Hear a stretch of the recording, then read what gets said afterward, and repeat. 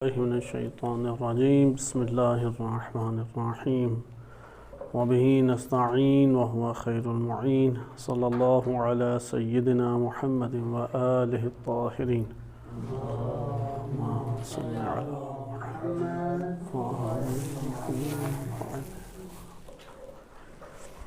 ماہ مبارک رمضان کی مناسبت سے قرآن کریم کی موضوعی تفسیر آپ کی خدمت میں پیش کی جا رہی تھی۔ جس موضوع کا انتخاب کیا گیا تھا وہ گمان اور خوش فہمیاں قرآن کریم کی نگاہ میں، کیونکہ انسان اپنی زندگی میں تدبر اور تفکر کے ہمراہ حقائق کو جب نہیں لیتا اور زینت دنیا اور غفلت کا شکار ہو جاتا ہے تو بہت ساری خوش فہمیاں اور گمانات اپنے وجود میں پال لیتا ہے۔ اپنے گمان کے تحت وہ یہی سمجھتا ہے کہ وہ بہترین زندگی بسر کر رہا ہے، جو قدم اٹھا رہا ہے وہ عاقلانہ قدم ہے، صحیح راہ پہ چل رہا ہے اور اپنے طور پہ جس دین سے وابستہ اور آراستہ ہے وہ اس کی نجات کے لیے اتنی مقدار کافی ہے جتنی اس نے اختیار کی ہوئی ہے۔ قرآن کریم تکرار کے ساتھ انسان کو مختلف ان گمان اور خوش فہمیوں سے باہر نکالتا ہے، اور حدیث مبارکہ میں ائمہ اطہار علیہ السلام کی روایات اس باب میں کثیر ہیں۔ گزشتہ دروس میں ہم نے جو قرآن کریم کے متعارف کردہ گمان مطالعہ کیے ان میں سے ایک یہ تھا کہ انسانی تخلیق کے بارے میں گمان کے انسان تمناؤں، خواہشات اور لذات کے پورا کرنے کے لیے اس دنیا میں آیا ہے۔ قرآن نے اس تصور کو باطل قرار دیا اور آزمائش کی زندگی کا تصور پیش کیا جو کہ ہدایت اور صراط مستقیم پر گامزن ہونے کی بنا پر کامیابی سے ہمکنار ہو سکتی ہے۔ دوسرا گمان ہم نے اسی ضمن میں مطالعہ کیا کہ انسان سمجھتا ہے کہ وہ بعض طریقے جو اس نے اپنی زندگی میں ایجاد کر رکھے ہیں ان کی وجہ سے جنت میں چلا جائے گا۔ مثلا کسی نے کسی ایک عبادت کے رخ کو لے لیا اور اسے جنت کا سبب قرار دیا، کسی نے کسی کار خیر سے اپنے تعلق قائم کیا اور اپنے آپ کو جنتی سمجھا، کسی نے کسی اور مدح و ستائش کی اساس پر اپنے لیے جنت قرار دی، لیکن جنت بنانے والی ذات اللہ سبحانہ و تعالیٰ اور جس نے جنت میں لے کے جانا ہے اس ذات نے تعارف کرایا کہ جنت اس طریقے سے حاصل نہیں ہوگی۔ جنت کا تعلق آزمائش سے اللہ تعالیٰ نے جوڑا ہے۔ جو آزمائش سے دوچار ہو کر کامیابی کی طرف جائے یا سیدھی راہ پہ چلے آزمائش کے دوران وہ جنت میں جائے گا۔ جس کے لیے آزمائش نہیں ہے، جو آزمائش سے نہیں گزرتا اس کے لیے جنت بھی اس راہ میں نہیں ہے۔ اسی طرح سے ہم نے ایک اور گمان جو قرآن کریم میں ہم نے مطالعہ کیا اس کو دیکھا کہ بعض افراد یہ سمجھتے ہیں کہ ان کے اعمال بہت بہترین ہیں اور وہ ہدایت یافتہ ہیں، جبکہ ان کے اعمال میں اور ان کے افکار میں یہ میزان اور یہ معیار نہیں پایا جاتا۔ قرآن کریم معیار کی اساس کے اوپر ہدایت یافتہ قرار دیتا ہے۔ قرآن کریم معیار کی اساس پہ اعمال کے قبول کرنے یا اعمال کے صحیح ہونے کو قرار دیتا ہے۔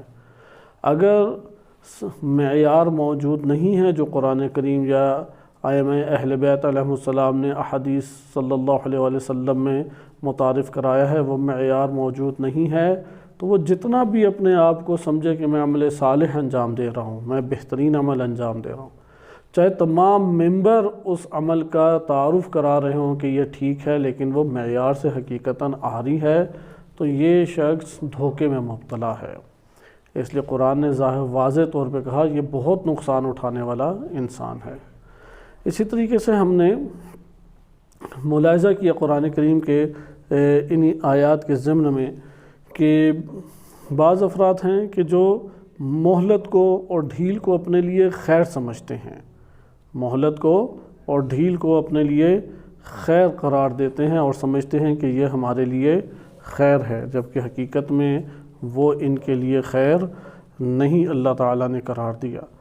اس کو ہم نے گزشتہ 2 درسوں میں مطالعہ کیا اور اس سے ہمارے سامنے یہ حقیقت اجاگر ہوئی کہ انسان اگر نعمات در نعمات حاصل کرتا رہے لیکن اس کے ساتھ ساتھ گناہوں کو بھی انجام دے رہا ہے تو یہ شخص عذاب استدراج میں ہے، کیونکہ عمرہ جن عذابوں کا شکار ہوتے ہیں ان شکاروں میں، ان عذابوں میں ایک عذاب استدراج ہے، ایک عذاب اضطراب اور تنگی زندگی ہے۔ مال کثیر ہے، گھر بڑے بڑے ہیں، آل اولاد بھی ممکن ہے کہ موجود ہو، لیکن دل اندر سے مضطرب اور بے چین ہے، کیونکہ اللہ کے ذکر سے خالی ہے۔ یہ تعداد ایک بڑی تعداد ہے، کیونکہ مالدار ہونے سے دل نرم نہیں ہوتا۔ ہم گزشتہ درس میں تفصیلی اس کو پڑھ چکے ہیں کہ اگر کسی کے پاس نعمات زیادہ ہوں، مال کثیر ہو، تو اس سے ہرگز ایسا نہیں ہوتا کہ وہ شخص، اس کا دل نرم ہو جائے گا، آپ اس سے تقاضا کریں گے، اس سے رابطہ کریں گے، وہ مال فوراً دے دے گا، کیونکہ مال کے ہونے یا نہ ہونے سے تو اس کا تعلق ہی نہیں تھا۔ اس کا تعلق انسان کے وجود میں اعلیٰ ترین صفت انفاق، کہ وہ خرچ کرے راہ الہی میں، بخل کا نہ ہونا، حرص کا نہ ہونا۔ آج انشاءاللہ تعالیٰ اسی سے مربوط ایک موضوع آ رہا ہے۔ مال آتا ہے تو حرص لے کے آتا ہے، بخل لے کے آتا ہے، لہذا جتنا امیر اتنا بخیل، جتنے عمرا زیادہ تر ان میں سے حریص نکلتے ہیں۔ اس لیے یہ تصور درست تصور نہیں ہے کہ نعمت در نعمت ملتی رہے اور ادھر سے انسان معصیت اور گناہوں میں مبتلا رہے تو یہ اس کے لیے خیر ہے۔ قرآن نے اس توہم کو توڑا ہے، اس گمان کو توڑا ہے، یہ تمہارے لیے عذاب ہے۔ آپ روایات اہل بیت علیہم السلام کی بدولت اس موضوع کو بھی گزشتہ درسوں میں مطالعہ کر چکے۔ آج ہم جس ٹاپک کا مطالعہ کریں گے وہ یہ ہے کہ انسان کا مال اور اسباب کی اساس پہ زندگی کی ہمیشگی کا قائل ہونا۔ یقیناً جب یہ تصور انسان کر رہا ہے کہ یہ مال اور اسباب مجھے ہمیشہ ہر مصیبت سے بچائے رکھیں گے اور ہر جگہ پہ نجات دیں گے، تو وہ مال اور اسباب کی بھی ہمیشگی کا قائل ہے، یہ لازمہ اس کا نکلتا ہے۔ اس حوالے سے سورہ ہمزہ میں ارشاد باری تعالیٰ ہوتا ہے۔ ہم اس آیت کو ذرا دقت سے مطالعہ کرنے کی کوشش کریں گے، کیونکہ انسان زندگی کی ہمیشگی کا قائل ہونا چاہتا ہے، ہمیشگی دیکھنا چاہتا ہے زندگی میں، یعنی موت سے فرار کرنا چاہتا ہے، موت سے بھاگنا چاہتا ہے۔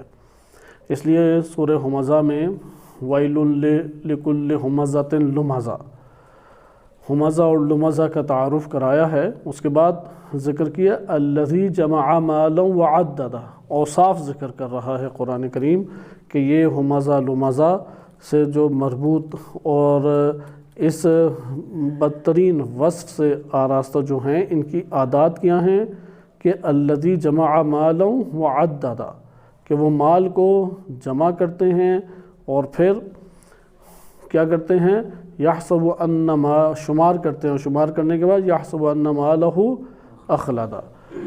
ہمزہ سے مراد یہ ہے، علامہ طباطبائی رحمۃ اللہ علیہ تحریر فرماتے ہیں کہ جو بغیر کسی حق کے زیادہ عیب جوئی اور تان تشنی کرے۔ بعض لوگوں کو عادت ہوتی ہے کہ وہ ہر چیز میں کیڑے نکالتے ہیں، انہوں نے صرف عیب کے اوپر ہی اپنی نگاہ رکھی ہوئی ہے۔ اسے کہتے ہیں الحمزہ الکثیر طعن علی غیرہ، اپنے غیر کے اوپر کثرت سے طعن تشنی کرنا، بغیر حق عائب لہ بما لیس بعیب، کہ جس کے اندر عیب جوئی کر رہا ہے، عیب نکالنے والے کو کوئی حق حاصل نہیں ہے کہ وہ اس شخص میں عیب نکالے، یعنی عیب نکالنے کا حق نہیں رکھتا اور عیب پہ عیب اور طعن تشنی کرنے لگ جاتا ہے۔ اسے کہتے ہیں ہمزہ۔ ویل لکل ہمزۃ لمزہ، لمزہ کہتے ہیں عیب جوئی کو۔ بعض نے غیبت سے تعبیر کیا ہے کہ ایک شخص بہتان باندھتا ہے، یہ ہو گیا ہمزہ، اور ایک شخص مثلا غیبت کرتا ہے تو یہ ہو گیا لمزہ۔ تو بعض نے اس طریقے سے بھی تعبیر کیا ہے کہ ہمزہ مثلا ظاہری طور پہ طعن تشنی کرنا اور لمزہ پوشیدہ طور پہ طعن تشنی کرنا، مختلف اس طرح سے فرق کو بیان کرنے کی کوشش کی گئی ہے، لیکن لغتاً یہی ہے کہ لمز بھی عیب کو کہتے ہیں اور ہمز طعن کو کہتے ہیں۔ ویل لکل ہمزۃ لمزہ، کہ طعن تشنی کثرت سے کرنا، اور لمز کہتے ہیں کہ عیب نکالنا۔ اچھا، یہ ہمارے پاس، کیونکہ اس کی تفصیل میں نہیں جاتے، مختلف اقوال ویل لکل ہمزۃ لمزہ کے باب میں ہیں۔ ہمارا جو یہاں پہ موضوع بنتا ہے وہ موضوع ہے کہ الذی جمع مالا وعددہ، وہ مال کو جمع کرتا ہے اور پھر گنتا رہتا ہے۔ یہ طبع انسانی ہے، انسانی مزاج اسی طرح سے ڈھلا ہوا ہے کہ وہ پیسوں کو جمع کر کے پھر بار بار دیکھتا ہے اچھا اب کتنے ہوئے، اب کتنے رہ گئے ہیں، ان کو شمار کرتا رہتا ہے۔ قرآن کریم نے جمع مال اور جمع کرنے کی خاطر شمار، کیونکہ شمار کرنا کوئی بری صفت نہیں ہے، لیکن جمع کرنے کے لیے اور اس کے بڑھنے کے اوپر خوش ہونے کے اعتبار سے اس کی مذمت کی ہے۔ یہاں پہ اب جو آیت آ رہی ہے وہ ہمارے پیش نظر ہے، اور وہ ہے کہ یحسب ان مالہ اخلدا، کہ وہ اپنے مال، وہ یہ سمجھتا ہے، یہ گمان کرتا ہے کہ اس کا مال ہمیشہ اسے رکھے گا، برقرار رکھے گا۔ یحسب ان مالہ اخلدا، یہ ہمارے پیش نظر آج آیت ہے۔ اگرچہ ویل لکل ہمزۃ لمزہ اس میں بہت بڑا اخلاقی سبق ہے ہمارے لیے، اور اس میں مختلف اقوال بھی موجود ہیں اس کی وضاحت میں کہ کیا ان کے معنی ہیں، کہ ایک دو آپ کی طرف اشارتاً معنی آپ کو ذکر کیے گئے، لیکن اس میں تفصیلی گفتگو ہے۔ لیکن آگے جو صفت بیان کی جا رہی ہے، یہ ہدایت سے اگر کوئی اپنے آپ کو آراستہ کر کے عمل انجام نہیں دیتا اس دنیا کے اندر ہدایت کے مطابق، وہ ان دو امراض کا شکار ہو جاتا ہے۔ پہلا مرض کیا ہے؟ الذی جمع مالا وعددہ، کہ مال کو جمع کرتا ہے اور پھر اسے شمار کرنے لگ جاتا ہے۔ یہ صفت اپنے طور پہ انتہائی بدترین صفت شمار ہوتی ہے۔ ابھی انشاءاللہ اس کا بیان آپ کی خدمت میں آیات روایات اہل بیت علیہ السلام کی بدولت آئے گا۔ مال کے حوالے سے ہم تھوڑی گفتگو کریں گے کہ مال انسان کے پاس آئے تو کیا گل کھلاتا ہے آیات و روایات کی روشنی میں، لیکن ادھر ہم پہلے اس وصف کو تھوڑا سا بحث کر لیں۔ جمع مال و عددہ، کہ وہ مال کو جمع کرتا ہے۔ جمع مال حرص اور بخل کی علامت ہے، وَإِلَّا تدبیر کے تحت مال کے جمع کرنے کی نفی نہیں ہے۔ یہ ہمیں ذہن نشین بات کر لینی چاہیے کہ اگر کوئی مال تدبیر کے تحت جمع کرتا ہے، مثلا کوئی چیز خریدنا چاہتا ہے یا ملک اور ریاست کے اندر آئندہ آنے والے سالوں کے بحرانوں سے نمٹنے کے لیے وہ بیت المال میں کوئی رقم یا کوئی ایک بڑی مقدار پیسے کی وہ محفوظ کرتے ہیں، تو یہ کوئی برائی نہیں ہے۔ یہ کہاں پر ہے کہ جس کے پیچھے اخلاقی امراض انسان کے نفس کو لگے ہوئے ہیں، جیسے بخل ہے، جیسے حرص ہے، اس طرح سے جو امراض ہیں۔ لہذا اگر ایک انسان اس طور پہ وسیع ہدایت مال کے حوالے سے نہیں لیتا تو وہ شکار ہے، اور شکار ہوگا تو مال کو جمع کرے گا اور مال کو جمع کر کے پھر گنے گا۔ گننا اس طرف علامت ہے کہ وہ بڑھتا دیکھ کے خوش ہوتا ہے اور گھٹتا دیکھ کے اس کا دل بیٹھتا چلا جاتا ہے کہ پتہ نہیں اب کیا ہوگا، کہاں سے آئے گا، کل کیسا گزرے گا، پریشان پہ پریشان ہوتا چلا جاتا ہے۔ اچھا، یہ پریشانی کیوں سے لاحق ہو رہی ہے؟ کیوں جمع کر رہا ہے مال کو؟ کیوں شمار بار بار کر رہا ہے؟ قرآن اس کی علت بیان کرتا ہے۔ علامہ طباطبائی رحمۃ اللہ علیہ نے بھی اسی طرح سے ذکر کیا ہے کہ یہ آیت مقام تعلیل میں ہے، بے منزلت تعلیل ہے، یعنی بیان کر رہی ہے کہ یہ جو جمع کر رہا ہے مال اور بار بار شمار کر رہا ہے، اس کی وجہ یہ ہے کہ وہ اندر ایک باطل گمان رکھتا ہے، باطل اعتقاد بنائے ہوئے ہے، اور وہ کیا ہے؟ یحسب، وہ یہ سمجھتا ہے، یہ گمان کرتا ہے، ان مالہ اخلدہ، وہ اس کو ہمیشہ خالد رکھے گا، مال ہمیشہ اس کو زندہ رکھے گا۔ ادھر سے تفسیر میزان سے میں آپ کی خدمت میں ترجمے کی حد تک ہی بیان کر دیتا ہوں، اور تفصیل ہم آیات اور روایات کی زبانی انشاءاللہ ملاحظہ کرتے ہیں۔ علامہ طباطبائی رحمۃ اللہ علیہ اس آیت کے ضمن میں بیان فرماتے ہیں کہ وہ شخص یہ سمجھتا ہے کہ اس کا مال دنیا میں اس کو ہمیشہ خالد رکھے گا، یعنی ہمیشگی کی دنیا اسے عطا کرے گا، اور موت سے اسے دور قرار دے گا، یعنی موت اس سے دور کر دے گا، اور موت اور فنا سے وہ دور ہوتا چاہیے، یعنی یہ مال موت اور فنا سے اسے دور کرے گا، اور جس طرح اسے ماضی ہے اسی طریقے سے اس کا مستقبل بھی اسی طریقے سے خوشحال، رنگین، تر و تازہ ہے۔ لہٰذا انسان جو ہے وہ زمین کے اوپر چونکہ چاہتا ہے کہ ہمیشہ رہے اور ہمیشہ ان نعمات سے فائدہ اٹھاتا رہے، اور طولانی امیدیں اس حوالے سے باندھے ہوتا ہے، لہٰذا وہ اپنی زندگی میں جب یہ دیکھتا ہے کہ اس کی چھوٹی چھوٹی زندگی کی، یعنی یہ جو مختصر سی زندگی ہے، اس مختصر سی زندگی میں اس کی مشکلات اور اس کی حاجات مال کی وجہ سے دور ہوئی ہیں تو وہ پھر آئندہ آنے والے جو ایام ہیں ان میں بھی اسی ضابطے کو قرار دیتا ہے اور سمجھتا ہے کہ اس قلیل سی مدت میں جس طرح اس نے دیکھا کہ مال اس کے لیے نجات دہندہ و مشکل کشا تھا، اور مال نے اس کی ضرورت زندگی پوری کی، مال نے اس کی حاجتیں پوری کی، مال نے اس کو سختیوں سے اور مصیبتوں سے اور ناگوار ترین منظروں سے دور کیا، تو اس لیے اب اس کے اندر مال کی حرص بڑھتی چلی جاتی ہے، اور لا نہایت لہ، اتنی حرص کا مرض بڑھتا ہے کہ اس کی کوئی انتہا ہی نہیں ہے۔ اور اس طرح سے پھر وہ مال کو کیا سمجھنے لگ جاتا ہے کہ یہ مال ہمیشہ اسے ہمیشگی عطا کرے گا، ہمیشہ رکھے گا، اور پھر اس کے اندر جو غریزی طور پہ ایک محبت اس کے لیے بن جاتی ہے اور چاہتا ہے کہ مال ہمیشہ باقی رہے، کیونکہ مال کے توسط سے زندگی کو باقی رکھنا چاہتا ہے۔ تو مال باقی رہے گا تو زندگی باقی رہے گی۔ جیسے آغاز درس میں عرض کیا کہ اگرچہ وہ قرآن کریم کی یہ آیت بیان کر رہی ہے کہ انسان ہمیشہ رہے گا اور مال اسے رکھے گا، لیکن مال رہے گا تو انسان رہے گا، کیونکہ اس کا گمان یہ تھا کہ مال ہے تو انسان زندہ ہے، مال نہیں ہے تو زندگی بھی نہیں ہے۔ اس نے یہ اپنے ضابطے کلیہ قاعدے ایجاد کیے ہوئے تھے۔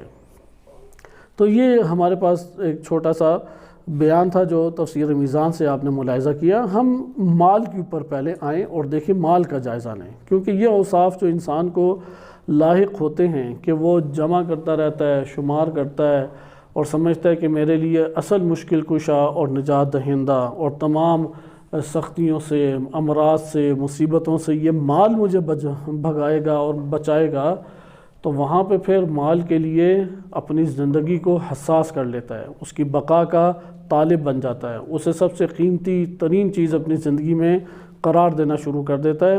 قرآن کہتا ہے یہ تمہارا گمان ہے، اسے تم اپنا جو گمان اور نظریہ ہے درست کرو۔ ہدایت کا طالب انسان کو ادھر ہونا چاہیے، کیونکہ ظاہری طور پہ اگر مال سے کوئی مشکل انسان کی حل ہو رہی ہے تو حقیقت میں اللہ تعالیٰ ہی اس کی مشکل حل کر رہا ہے، کیونکہ کل انسان کے پاس نظام و اللہ تعالیٰ کے دستے قدرت میں ہے۔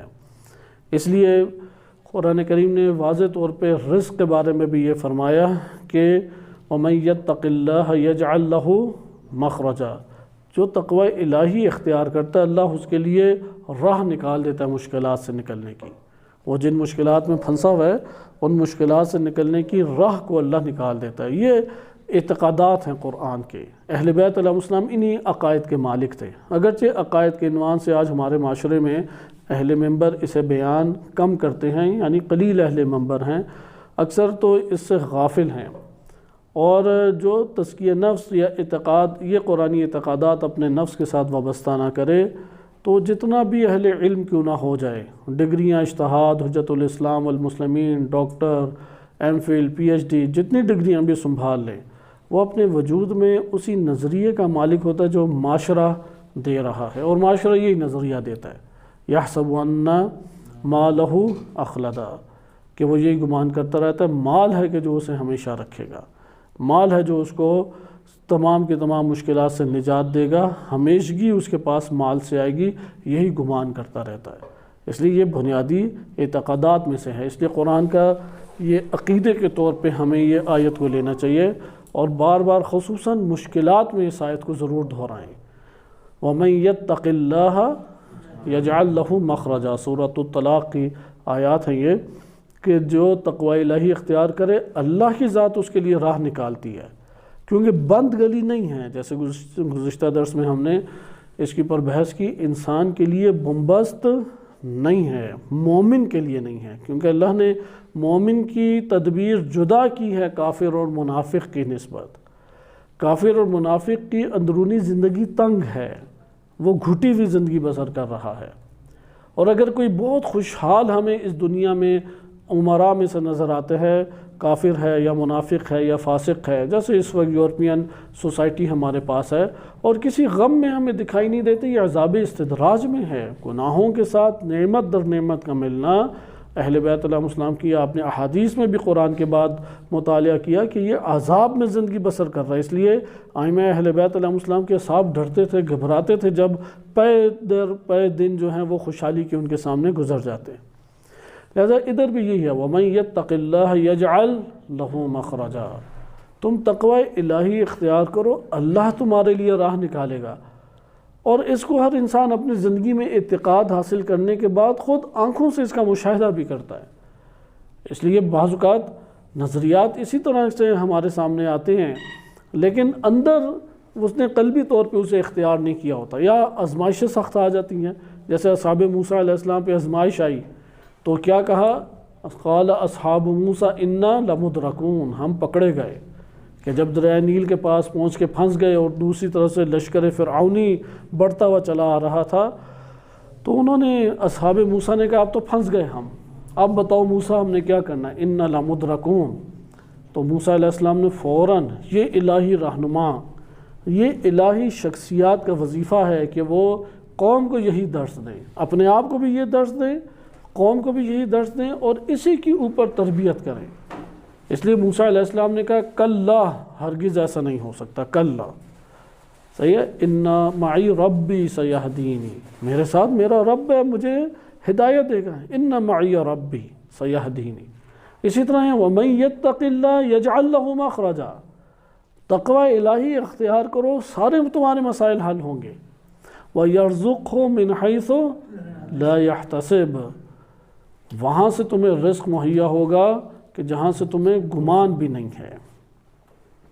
امام علیہ السلام سے ایک مربوط روایت بھی ہے، رہبر معظم اپنے خطابات میں اس آیت کے ضمن میں اس روایت کا تذکرہ کرتے ہوئے بھی بیان فرماتے ہیں، ظاہری آنکھوں سے یہ لگ رہا ہوتا ہے کہ ہم پھنس گئے، اب کوئی راہ نہیں ہے، اب کوئی راستہ نہیں ہے، اب کوئی ہمارے لیے راہ نجات نہیں ہے، نہیں ہم لوگ نہ فقر سے نکل سکتے ہیں، نہ مرض سے نکل سکتے ہیں، اور نہ کسی اور مشکل سے نکل سکتے ہیں۔ ادھر اگر دنیاوی طور طریقے اختیار کیے وہ تو بات درست ثابت ہوگی، جو ظاہر دیکھ رہا ہے باطن بھی یہی نکلے گا، کیونکہ اللہ تعالیٰ مدد قوم ظالمین کی نہیں کرتا۔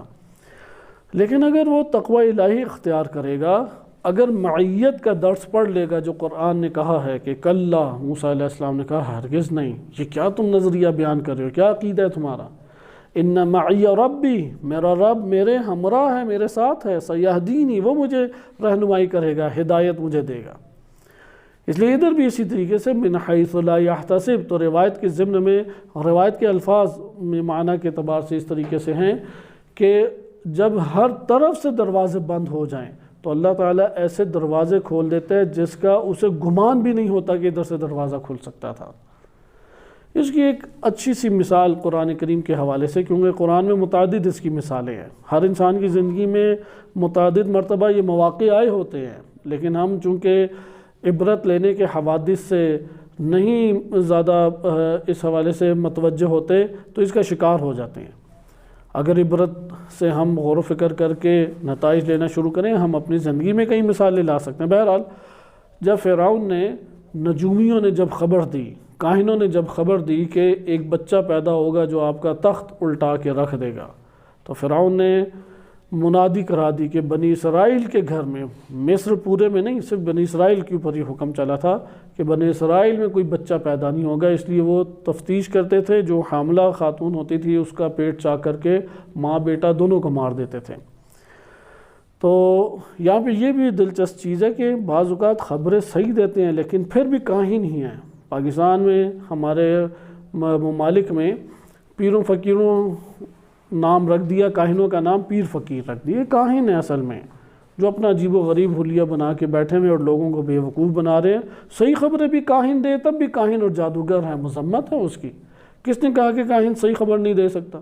موسیٰ علیہ السلام کی خبر دے دی۔ بہرحال موسیٰ علیہ السلام کی والدہ میں آثار ظاہر نہیں ہوئے حمل کے، اور وقت گزرتا گیا یہاں تک کہ پیدائش ہو گئی۔ اب وہ گھبرائیں تو اللہ نے وحی کی، یعنی اللہ نے گفتگو کی موسیٰ علیہ السلام کی والدہ سے، خلاصہ کیا اس گفتگو کا، توکل کرو، پانی میں بہا دو، میں بچے کو بچا لوں گا۔ آج کے دور میں بھی یہی ہے کہ وہ مائیں جو اپنے بچوں کو سینے سے لگائی رکھتی ہیں، فرعون زمان ان بچوں کو مار کے رکھ دیتے ہیں، اور جو اللہ کے دوش پہ اپنے بچوں کو قرار دے دیتی ہیں وہ خوب پھلتے پھولتے ہیں۔ ظاہر انسان کو ایسا ہی لگتا ہے میں مر گیا، میرے بچوں کا کیا ہوگا، اگر میں نہیں ہوں تو کس طرح سے بچے رول جائیں گے۔ اور جن کے والدین ہوتے ہیں، زیادہ تر دنیا میں سروے کر کے دیکھ لیں، جن کے والدین سر پہ ہوتے ہیں وہی بچے زیادہ بگڑتے ہیں، زیادہ تر تعداد انہی کی بگڑی ہوئی آپ کو دکھائی دے گی، کیونکہ بگڑنا سنورنا وہ والدین کے ہونے نہ ہونے سے تعبیر نہیں. انسان ایک وقت آتا ہے عاقل باشعور ہوتا ہے، اس وقت امتحان میں گرفتار ہو جاتا ہے. اگر ہدایت لے لے نجات پا جائے گا. ہاں اس سے پہلے کی زندگی اس کی ایک اجیرن اور سخت گزر سکتی ہے اور نہیں بھی گزر سکتی. دونوں مواقع آتے ہیں کیونکہ بچے بھی آزمائش، اور بچہ جن کے ہاتھوں میں ان کی اس سے سخت آزمائش ہے. جیسے قرآن نے ذکر کیا کہ یہ مال یتیم کے قریب بھی مت آؤ، جیسے زنا کے بارے میں کہا کہ زنا کے قریب بھی مت جاؤ، تو اسی طریقے سے کہا کہ یتیم کے مال کے قریب بھی مت جاؤ. یہ آگ ہے جو تم اپنے پیٹوں میں ڈال رہے ہو، یہ مال نہیں ہے اگر یتیم کا مال کھا جاتے ہو. جیسے ادھر آپ نے ملاحظہ کیا کہ من حیث لا یحتسب، اس کے اوپر مومن زندگی بسر کرتا ہے. مومن کی زندگی اسی کے اوپر ہوتی ہے. آئیں اب ہم مال کے حوالے سے تھوڑی سی گفتگو کریں اور اس آیت کریمہ کو تھوڑا الفاظ کی بدولت کھول کے دیکھیں، کیونکہ یہ غریزے آپ کو پتہ لگ گئے کہ مومن کیا ہے. وہ نکلنا چاہتا ہے لیکن پیروں فقیروں کے ذریعے سے نہیں، فرعون زمان کے ذریعے سے نہیں، طواغیت کے ذریعے سے نہیں، وہ اللہ کے تقوی کے ذریعے سے نکلنا چاہتا ہے. جیسے مثلا اس دنیا میں ممکن ہے کوئی اولاد کے لیے بے چین پھر رہا ہو، کوئی کہتا ہے اچھا فلاں جگہ کے اوپر بت کے اوپر منت ماناؤ، تو وہ سوچتا ہے بےتاب اور مضطرب انسان کہ ٹھیک ہے یار، کیا مان کے آ جاتے ہیں، اس میں کیا ہے، جب ہوگا تو تب مسلمان ہی ہم اسے رکھیں گے. انسان بعض اوقات اس طرح کے فیصلے اپنے وجود میں کرنا شروع کر دیتا ہے. فلاں پیر کے پاس جاؤ، پیر الٹے سیدھے جو طریقے بتائے اسے اختیار کر لو. انسان یہاں پہ موقف اختیار کرے. اگر میں نے یجعل لہ مخرجا، اس مشکل سے راہ پانی ہے نجات کی، اس سے چھٹکارا پانا ہے تو اے اللہ تیرے ذریعے سے ہی پانا ہے. مجھے فاسق، فاجر، منافق، طواغیت، باطل اور یہ گمراہ راہوں سے یہ نجات نہیں حاصل کرنی. نجات حاصل کرنی ہے تو تیری راہ سے. اسی طرح رزق کے حوالے سے من حیث لا یحتسب پہ عقیدہ رکھتا ہے، کیونکہ یہ بمبست نہیں ہے، یہ بند گلی نہیں ہے، ہمیشہ یہ گلی اس کے لیے کھلی ہے. آئیں اب ہم مال کے اوپر ذرا توجہ کریں کہ مال کسے کہتے ہیں. عربی زبان کا یہ لفظ مال اردو میں بھی آیا ہے اور فارسی میں بھی یہ کلمہ اسی طریقے سے منتقل ہوا ہے. عربی لغات کے مطابق مال ایک واضح اور آشکار ایک معنی رکھتا ہے کہ جو انسان کے لیے ملکیت بنانے کے اعتبار سے قیمت رکھتا ہوں معاشرے میں، اہمیت رکھتا ہوں معاشرے میں. مال کے اوپر فقہا نے بڑی طویل بحث کی ہے، کیونکہ مال کے اعتبار سے فقہی احکام بھی کثیر ہمارے سامنے ہیں. تو یہاں پہ میں آپ کی خدمت میں صاحب تحقیق کی ہی نظر پیش کرتا ہوں. وہ اس میں ذکر کرتے ہیں کہ ہر وہ چیز جس کو انسان اپنی ملکیت بنائے اور اس سے فائدہ اٹھا سکتا ہے. بعض نے نفع کو اس کے درمیان میں اضافہ کیا ہے کہ ہر وہ شے جس سے فائدہ اٹھا سکتا ہے وہ مال شمار ہوتا ہے. جیسے لباس اس کا مال شمار ہو سکتا ہے، گھر ہے، غلام ہے، مویشی ہیں، اور اسی طرح سے آج کے دور میں کرنسی وغیرہ آپ لے لیں. یا بعض یہ کہا کہ ہر وہ چیز جسے انسان ملکیت بنا سکتا ہے، وہ ملکیت بنانے والی چیز کیا کہلائے گی؟ وہ مال کہلاتی ہے. یہ مال کی تعریف کو سمجھنا ہمارے لیے بہت ضروری ہے، کیونکہ بعض اوقات ہم فقط کرنسی کو مال سمجھ رہے ہوتے ہیں. کرنسی فقط مال نہیں ہے، جیسے رزق صرف اور صرف ڈالر اور پاؤنڈ نہیں ہیں. مال انسان کے لیے کیا چیز شمار ہوتی ہے؟ بعض کے نزدیک ہر وہ چیز کہ جو انسان کو نفع دیتی ہے، اس مادی نفع دیتی ہے، وہ مال میں شمار ہو جاتی ہے. یا صاحب تحقیق نے جس طرح نقل کیا ہے کہ ہر وہ چیز جسے انسان ملکیت بناتا ہے. اور یہی تعریف زیادہ ہمارے لیے معتبر بھی ہے، چونکہ لغات کے عین مطابق ہے کہ ہر وہ چیز جسے انسان ملکیت بناتا ہے وہ کیا شمار ہوتا ہے؟ مال شمار ہوتا ہے. جیسا کہ لباس کو ملکیت بنا لیتا ہے، مال شمار ہوتا ہے. اچھا، اسی طریقے سے مویشیوں کو ملکیت بنا سکتا ہے، گھر کو ملکیت بنا سکتا ہے، زمین کو ملکیت بنا سکتا ہے. یہ ساری کی ساری چیزیں کیا شمار ہوں گی؟ یہ مال شمار ہوں گی. جب ہم نے یہ ملاحظہ کر لیا تو مال اور ملکیت میں پھر کیا فرق ہے؟ مال جو ہے وہ ایک قیمت رکھتا ہے، جبکہ ملکیت انسان کے تسلط سے تعبیر ہے کہ جسے ملکیت سمجھتا ہے وہ اس کے اوپر قبضہ کرتا ہے، اس کے اوپر ایک مسلط ہو جاتا ہے، اسے اپنے ماتحت لے آتا ہے. ممکن ہے خرچ نہ کرے، باقی رکھے اپنے پاس، ممکن ہے اس کی قیمت زیادہ ہو نہ معاشرے میں، لیکن آپ کی ملکیت ہے. لیکن مال کیا ہے؟ وہ ایک قیمت اس کے رکھتا ہے اور اس کے ذریعے سے وہ مختلف طرح کے امور کو اس زندگی میں ضروریات زندگی کو انجام دیتا ہے۔ بہرحال ہم ابھی مال اور ملکیت کے فرق میں زیادہ نہیں آتے، قرآن کریم کی اس آیت کریمہ سے فائدہ اٹھانا چاہتے ہیں کہ یحسب ان مالہ اخلدا، گمان کیا تھا انسان کا کہ مال اسے ہمیشہ رکھے گا، باقی رکھے گا، یعنی اس کی مشکلات کو دور کرے گا اور جتنی ضروریات زندگی ہیں وہ اسے پورا کرے گا۔ اخبار میں ایک خبر چھپی، غرب کے اخبار میں چھپی تھی، پھر ادھر سے اردو کے اخباروں میں آئی۔ خاتون تھی، اس نے ڈاکٹر کے پاس کئی عرصے سے علاج کے لیے جا رہی تھی، تو ایک دن نکلی، دروازے سے باہر 2 بڑے بریف کیس تھے، کھولے اور فضا میں اس نے کھول کے پھینک دیے اور ہر طرف ڈالروں کی جو گویا کہ بارش ہو گئی ہو، اس طرح سے ایک منظر تھا۔ اور روتے دھوتے ہوئے اس کا یہ کہنا تھا کہ ساری عمر میں نے پیسہ جمع کرنے میں لگا دیا اور ایک بیماری یہ مجھ سے دور نہیں کر سکے۔ ڈاکٹروں نے اسے جواب دے دیا، کینسر اس کے بدن میں پورا پھیل چکا تھا۔ کہا کہ پوری عمر اس مال کے پیچھے خرچ کر دی، یہ مال تو مجھے نہیں بچا سکا، اس مال کی کوئی قیمت اور حیثیت نہیں ہے۔ غرب کی سوسائٹی مال کی اساس کے اوپر، حب مال کی طرف یا ہدف مال، مفاد کی خاطر ایک مال کو لینا، اس کے اوپر نشو نما پا رہی ہے، یعنی جڑ وہ ہے۔ اب وہ درخت اور پھل آپ کو ظاہری طور پہ بڑا خوبصورت لگتا ہے، لیکن چکھتے ہیں تو زہر آلودہ ہے، صرف کڑوا نہیں ہے۔ ایسا غرب کی جتنی بھی سمری ہوئی سوسائٹی ہے وہ کس فکر کے اوپر قائم ہے؟ وہ اسی فکر کے اوپر قائم ہے کہ ان مالہ اخلدا۔ اور دین اسلام کی جو سوسائٹی ہے وہ کس کے اوپر دین اسلام قائم کرنا چاہتا ہے؟ انفاق کی اساس کے اوپر، کہ مال کو خرچ کرو، چونکہ مال کی زندگی خرچ کرنے پہ ہے۔ یہ آپ تجربہ کر کے دیکھ لیں، جو خمس دیتا ہے کبھی اس کے پیسے کم نہیں ہوتے، جو زکوٰۃ دیتا ہے اس کے پیسے کم نہیں ہوتے، بڑھتے ہیں۔ زکوٰۃ کہتے ہیں نشو نما کو، زکوٰۃ مالی، یعنی مال میں تم چاہتے ہو نشو نما ہو تو پھر پیسے نکالو، اللہ کا جو حق ہے اس میں سے وہ نکال دو، بڑھ جائیں گے مال۔ لہذا ظاہر کے اوپر زندگی گزارنا یہ کافر اور مشرک کا کام ہے۔ مومن جو ہے وہ ایمان پہ زندگی بسر کرتا ہے۔ یہ خلاصہ کلام آیات و روایات ہے کہ کافر جو ہے وہ زینت دنیا پہ زندگی بسر کرتا ہے اور اسی پر ایمان لایا ہوتا ہے، اور مومن جو ہے وہ غیب کے اوپر ایمان لایا ہوتا ہے۔ الذین یؤمنون بالغیب، غیب پر ایمان لاتے ہیں۔ نماز، روزہ، انفاق، ہر چیز سے پہلے سورہ بقرہ کی ابتدائی آیات میں متقین کی کیا صفت بیان کی گئی ہے؟ الذین یؤمنون بالغیب، غیب کے اوپر مومن ایمان رکھتا ہے۔ لہذا آپ نے یہ ملاحظہ کیا کہ مال نہیں ہمیشہ رکھتا، ہمیشہ انسان کو باقی رکھتا۔ دنیا میں ہمارے پاس کثیر ایسے واقعات موجود ہیں۔ آئیں ابھی ہم آگے دیکھتے ہیں کہ مال کے بارے میں قرآن کیا پھر مزید بیان کرتا ہے۔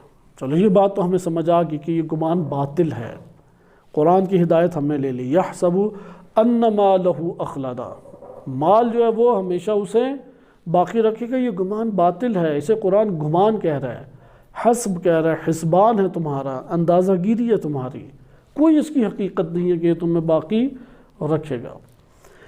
معاشرے کے اندر جو عمومی پلیٹ فارمز ہیں اس سے بھی انسان کو یہ بات پتہ لگ جاتی ہے، کیونکہ وہ لوگ بھی زندہ ہیں کہ جو کوئی مال نہیں کما رہے۔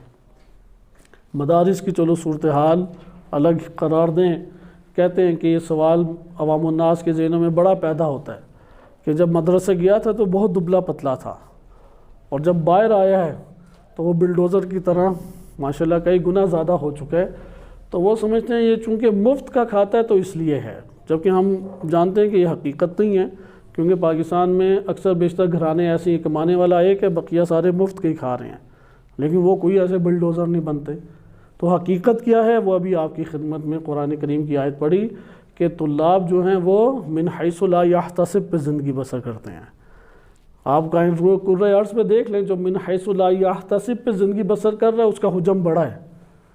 مثلا سمندر کی مچھلیاں جو ہیں وہ کوئی محفوظ کر کے رزق اپنے پاس لاتی ہیں، ہر روز انہیں کئی ٹن مل جاتا ہے۔ آپ تھوڑے سے پرندے لائیں، یہ تجربہ ہم کر چکے ہیں، کبھی کبوتر اور کبھی تھوڑے بہت طوطے ہم نے اپنے کبوتر مؤسسے میں رکھے، ان کے رزق اٹھانے کی ہم میں سکت ہی نہیں رہی، جب وہ 40-50 ہو گئے تو ہمارا خرچ بھی ان کے دانوں کا 10-15 ہزار بڑھ گیا، تو طلاب کے ایک ہفتے کا تو خرچ وہ کھا جاتے تھے۔ تو تب یعنی میں خود حیران ہو رہا تھا، یہ جو آسمانوں پہ لاکھوں پرندے زندگی بسر کر رہے ہیں، ان کی تو خوراک بھی دانہ ہے، ان کی تو خوراک بھی گوشت ہوتی ہے، وہ کیسے زندگی بسر کرتے ہیں؟ واقعی انسان مان لیتا ہے کہ اللہ رازق ہے۔ کرۂ ارض پہ چونٹی جو ہے وہ من حیث یحتسب پہ زندگی بسر کرتی ہے، بھاگ دوڑ محنت زحمت کر کے لاتی ہے اور محفوظ کرتی ہے تاکہ وہ جو آئندہ آنے والے مہینے ہیں اس میں وہ گزارا کر سکے۔ لیکن اسی خزانے میں کہ جو اس نے انبار لگایا تھا اسی میں دھنس کے مر جاتی ہے، پھر اٹھا کے باہر پھینک رہی ہوتی ہے۔ لہٰذا آپ نے دیکھا چونٹی چونکہ من حیث یحتسب، یحتسب یعنی جہاں سے آنے کی مقدار کا احتمال ہے۔ جیسے جاب پیشہ افراد زیادہ امیر کبھی بھی نہیں ہوتے۔ آپ دنیا کا ایک سروے کر لیں، جو جاب کے اوپر زندگی بسر کر رہے ہیں وہ مڈل کلاس ہی رہتے ہیں، چاہے لاکھوں لے رہے ہوں تب بھی ان کی حیثیت مڈل کلاس ہی رہتی ہے۔ ہاں پاکستان کے سیاستدانوں کی طرح نہ ہو کہ پوری قوم کا مال کھا رہے ہوں تو پھر ایک الگ چیز ہے، وہ حرام کی بات نہیں، حلال طریقے سے۔ یہ من حیث یحتسب پہ چونکہ زندگی بسر کر رہا ہے، لیکن کاروباری من حیث یحتسب پہ نہیں زندگی بسر کر رہا ہوتا۔ اسے نہیں پتا کہ آج کسٹمر آئے گا یا نہیں آئے گا، آج بک جائے گا یا مال نہیں بکے گا۔ لہٰذا حوصلہ مند بھی ہوتا ہے اس کی نسبت، چونکہ مشکلات زیادہ کاٹی ہوتی ہیں ایک تاجر ایک بزنس مین نے، اور مال بھی پھر اس کے پاس وافر آتا ہے۔ لہٰذا چونٹی کی آپ مقدار کو دیکھیں، چونکہ من حیث یحتسب پہ زندگی بسر کرتی ہے، اس کا یہ مطلب نہیں ہے کہ جاب نہ کریں، جاب سے امید نہ باندھیں، کہنے کا مقصد سارا یہ ہے، صحیح ہے؟ کیونکہ انسان بالآخر طلب کر کے اپنے لیے کوئی تو کسب معاش لیتا ہی ہے، کوئی تو ذریعہ معاش کے لیے وہ اپنے آپ کو وابستہ کرے گا، لیکن اس پر توکل کر کے نہ بیٹھے، امیدیں لگائے اس کے ساتھ نہ بیٹھے کہ یا یہ ہو جائے گا وہ ہو جائے گا۔ وہ جب پہلی تنخواہ آتی ہے تو پتہ لگتا ہے وہ پتہ ہی نہیں لگا گئی کہاں ہے، پھر اس کے کام دھرے کے دھرے رہ جاتے، اس لیے امیدیں لگا کے مت بیٹھے۔ تو یہاں پہ آپ نے ملاحظہ کیا کہ دونوں کے زندگی کے طور طریقے جدا ہیں۔ یہ جو دو گروہ ہیں، ایک گروہ کیا ہے، یحسب ان مالہ اخلدہ۔ کرۂ ارض کے اوپر جب سے حق اور باطل کا ٹکراؤ چلا ہے، یہ ذہن نشین ہمیں کر لینی چاہیے بات، حق اور باطل کا ٹکراؤ چلا ہے، حق آغاز میں قوت اور کثیر اموال دولت اور افراد کبھی بھی نہیں اس کا مالک رہا، ہمیشہ ضعف سے اٹھا ہے، اور اس ضعف کی بنیاد پر اہل حق نے شدید مشکلات کا سامنا کیا ہے، جس میں غم اور رنج تو گویا کہ ان کی زندگی کا لباس بن جاتے ہیں کہ جو ہمیشہ ان کے ہمراہ رہتا ہے، رنج اور غم۔ لیکن یہ جو حق ہے اپنے ضعف کے باوجود وہ آہستہ آہستہ باطل کے اوپر غالب آ جاتا ہے۔ لہذا باطل چمکتا دبکتا صاحب قوت اور بارونق نظر آئے گا، بڑا ہوا نظر آئے گا، لیکن مومن کو قرآن نے واضح طور پہ حکم دیا کہ اس کی طرف اپنی نگاہیں مت جھکاؤ، مت خیرہ کر دے یہ تمہاری نگاہیں، مت تمہاری اندر سے امیدوں کو یہ پارا پارا کر دے، توڑ دے۔ لہذا ایک گروہ باطل یہ ہوتا ہے، کہیں پہ بھی ہو، گروہ باطل کی علامت کیا ہے، یحسب ان مالہ اخلدہ، کہ جو مال کو کیا نجات دہندہ قرار دیتا ہے۔ یہ گروہ باطل کی جڑ ہے، اس جڑ پہ یہ درخت کھڑا ہے، یہ سرزمین ہے، اس سرزمین پہ اس کے تمام کے تمام اعمال ہیں، تمام کے تمام افکار ہیں، اور تمام کے تمام اس کے روابط اور تعلقات ہیں، وہ اس سرزمین پر قائم ہیں۔ اس لیے کسی شخص کا مطالعہ جب ہم کریں تو دیکھیں کہ اس کی شخصیت کس سرزمین پر قائم ہے۔ اگر اس شخص کی سرزمین، اس کے پیر جو ہیں وہ اس مفاد اور مال کے اساس کے اوپر کہ مال کو نجات دہندہ اور مشکل کشا سمجھتا ہے، اور اس کی اساس کے اوپر اس نے زندگی بسر کر رہا ہے، سمجھ لیں کہ یہ عذاب میں ہے۔ کَلَّا لَيُنبَذَنَّ فِي الْحُطَمَةِ، اس کے لیے اللہ نے ایک بڑی بہترین وادی جہنم قرار دی ہے۔ بہترین سے مراد ہے کہ جو اس کے اندر جا کے اس مرض کو پاک کرنے کی طرف اسے لا سکتی ہے، مگر یہ کہ اگر لا علاج ہو تو یہ الگ چیز ہے۔ کَلَّا لَيُنبَذَنَّ فِي الْحُطَمَةِ، وہ حطمہ میں ڈالا جائے گا۔ حطمہ کیا ہے؟ الَّتِي تَطَّلِعُ نَارُ اللَّهِ الْمُوقَدَةِ، اللہ کی بھڑکائی ہوئی آگ ہے، الَّتِي تَطَّلِعُ عَلَى الْأَفْئِدَةِ، جو روحوں کو جلائے گی۔ ادھر کی جو آگ اللہ نے خلق کی ہے یہ روح کو جلاتی ہے، جسم کو جلاتی ہے؟ جسم کو جلاتی ہے اور جسم کے توسط سے روح جلتا ہے۔ جب بھی حجاب آ جائے تکلیف کم ہے، یہ ذہن نشین رکھیں، لذت بھی کم ہے، تکلیف بھی کم ہے۔ لہٰذا بدن سے انسان جو لذت حاصل کرتا ہے وہ کم ہے، تخیلات میں جو لذت لیتا ہے وہ زیادہ ہے۔ تجربہ انسان اس کا خود کر سکتا ہے۔ اسی طرح تکلیف جو بدن کے توسط سے ملتی ہے کم ہے، لیکن جو بدون توسط بدن انسان کو تکلیف میسر آتی ہے وہ انتہائی شدید ہے۔ مثلا سٹریس آپ دیکھیں، انسان چیختا ہے، چلاتا ہے، مار دیتا ہے اپنے آپ کو، لیکن بقیہ درد ہیں وہ سہ لیتا ہے، اگرچہ درد ہے، تکلیف شدید دیتا ہے۔ یہاں پہ قرآن ذکر کر رہا ہے کہ یہ وہ آگ ہے جو روحوں کو ڈائریکٹ جا کے لگے گی، التی تطلع علی الافئدہ، یہ قلوب کو جا کے جلائے گی، انسانی قلوب کو جلائے گی۔ لہٰذا یہاں پہ ہم نے دیکھا کہ اہل باطل کا تو یہ طریق ہے، وہ اس فکر کے اوپر، اس سرزمین کے اوپر زندگی بسر کر رہے ہیں کہ جس میں مال نجات دہندہ ہے، اس لیے وہ چونکہ ایسی سرزمین پہ زندگی بسر کر رہے ہیں جہاں پہ مال اس کا نجات دہندہ ہے، مشکل کشا ہے، اس لیے مال ہی ساری اہمیت رکھے گا۔ لیکن جس کے لیے ایمان اور ایمان کے دوش پہ اللہ کی ذات مشکل کشا اور نجات دہندہ ہے، وہ اللہ کو اہمیت دے گا۔ بہت واضح سی چیز ہے یہ اندرونی انسان کا ظاہری عمل اندرونی اور باطنی اعتقادات کو آشکار کرتا ہے۔ کوئی مال کو دیکھ کے اتنا ٹینشن لے، اتنا مضطرب ہو کے ہلاکت کے قریب پہنچ جائے، سمجھ لے کہ مال سے کیسا اس کا گہرا تعلق تھا۔ لیکن اگر مال کا نقصان ہوتا ہے، غم اور رنج تو طبیعی سی چیز ہے، لیکن نہیں اتنا آپے سے باہر نہیں ہوتا، اتنا غم اور حزن کا شکار نہیں ہوتا کہ جیسے کہ اس کے لیے آخرت ہی برباد ہو گئی ہو، کیونکہ اللہ کی ذات ہے، وہ دوبارہ مال اس کے لیے فراہم کر دے گی۔ لہٰذا یہ دو زندگیوں کا مقایسہ مد نظر رکھیں، جس کے لیے مال کی حیثیت اتنی ہو کہ بچا کے رکھے اور اس کو رکھے کہ یہ مجھے نجات دے گا، یہ میری مشکلات حل کرے گا، یہ میری ضروریات پوری کر دے گا، وہ پھر انسان اس دنیا کے اندر عذاب کا، آخرت میں تو عذاب کا شکار ہے ہی ہے، اس دنیا میں بھی کئی طرح کے اضطراب اور مشکلات سے دوچار ہوتا ہے۔ اچھا، یہاں پہ اب سوال یہ پیدا ہوگا، جب یہ گمان باطل ہے، گمان یہ باطل ہے کہ مال آپ کو ہمیشگی نہیں زندگی دے سکتا، تو پھر مال کے بارے میں صحیح نظریہ کیا ہے؟ مال کے بارے میں یہ نظریہ باطل ہے، جمع کرو اور شمار کرتے رہو، الذی جمع مالا وعددہ۔ اگر یہ باطل ہے تو پھر نظریہ صحیح کیا ہے؟ مثلا اگر کوئی ریاست بخیل ہو، رعایا پہ خرچ ہی نہ کرے اور مال جمع کر کے رکھے، وہاں پہ حاکم کی سخت پکڑ ہوگی۔ یا اگر کسی شخص اپنے گھرانے کی ریاست ہر انسان کے اپنے پاس ہوتی ہے، کیونکہ دو ریاستیں عموماً انسانوں کو ملتی ہیں، اپنے جسم کی تو ہر انسان کو ریاست ملی ہوئی ہے جو مرضی اس سے سلوک کرے، اور ایک ریاست اسے گھرانے کی صورت میں ملی ہوئی ہے جو بیوی بچوں کی صورت میں ہے۔ یہ دو ریاستیں تو ہر انسان کو میسر ہیں، جو اس جگہ پر عدل نہیں کر سکتا، اس سے بڑی ریاست ملی حتماً و حتماً ظالم ہے۔ یہ ذہن نشین ہمیں کر لینا چاہیے۔ جو شخص اپنے ساتھ انصاف نہیں کر سکتا یا اپنے خانوادے کے ساتھ انصاف نہیں کر سکتا، ممکن نہیں ہے کہ وہ گھر سے باہر انصاف کر لے، کیونکہ ہر انسان کا اپنا نفس تو اس کے ہاتھ میں ہے نا۔ اب اگر بخل کا لگ جائے کسی کو مرض، وہ اس کا بیچارہ جسم بھی اس کے ہاتھوں پریشان رہے گا، جسم کہے گا تھوڑے سے نوالے ڈال دو، تیرا جاتا کیا ہے؟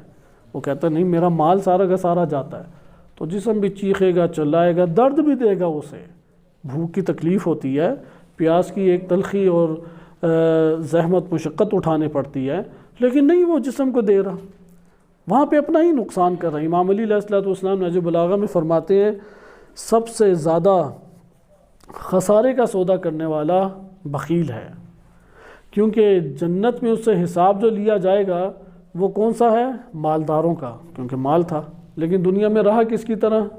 فقیروں کی طرح، غریبوں کی طرح رہا۔ آخرت میں اٹھایا جائے گا امیروں کی طرح، دنیا میں رہا فقیروں کی طرح۔ لہذا اس جگہ پہ سوال ہمارے لیے برقرار ہو گیا کہ اگر مال کو جمع کرنا برا ہے، شمار کرنا برا ہے، اور کوئی اس کو نجات دہندہ مشکل کشا سمجھ لے، کیونکہ دنیا کی مشکلات تو اسی سے ہم دیکھ لیں دور ہوتی ہیں، اس کا بھی انکار نہیں کر سکتے، لیکن جو اسے ہمیشگی کے اعتبار سے اپنے لیے نجات دہندہ قرار دے دے، اس کو قرآن نے کہا یہ تو حطمہ میں ڈالا جائے گا۔ پھر حطمہ کا تعارف کرایا، اللہ کی بھڑکائی ہوئی آگ جو روحوں تک سرایت کر جائے گی۔ تو ادھر بندہ خود پوچھے گا کہ بارے الہ پھر اصل نظریہ کیا ہے مال کے بارے میں؟ تو آئیں ہم اصل نظریے کو مطالعہ کرتے ہیں۔ قرآن کریم کی آیات چونکہ کثیر ہیں، اس حوالے سے ہم سب کا احاطہ بھی نہیں کر سکتے، چند خصوصیات اور پوائنٹس کی صورت میں آپ کی خدمت میں عرض کرتا ہوں۔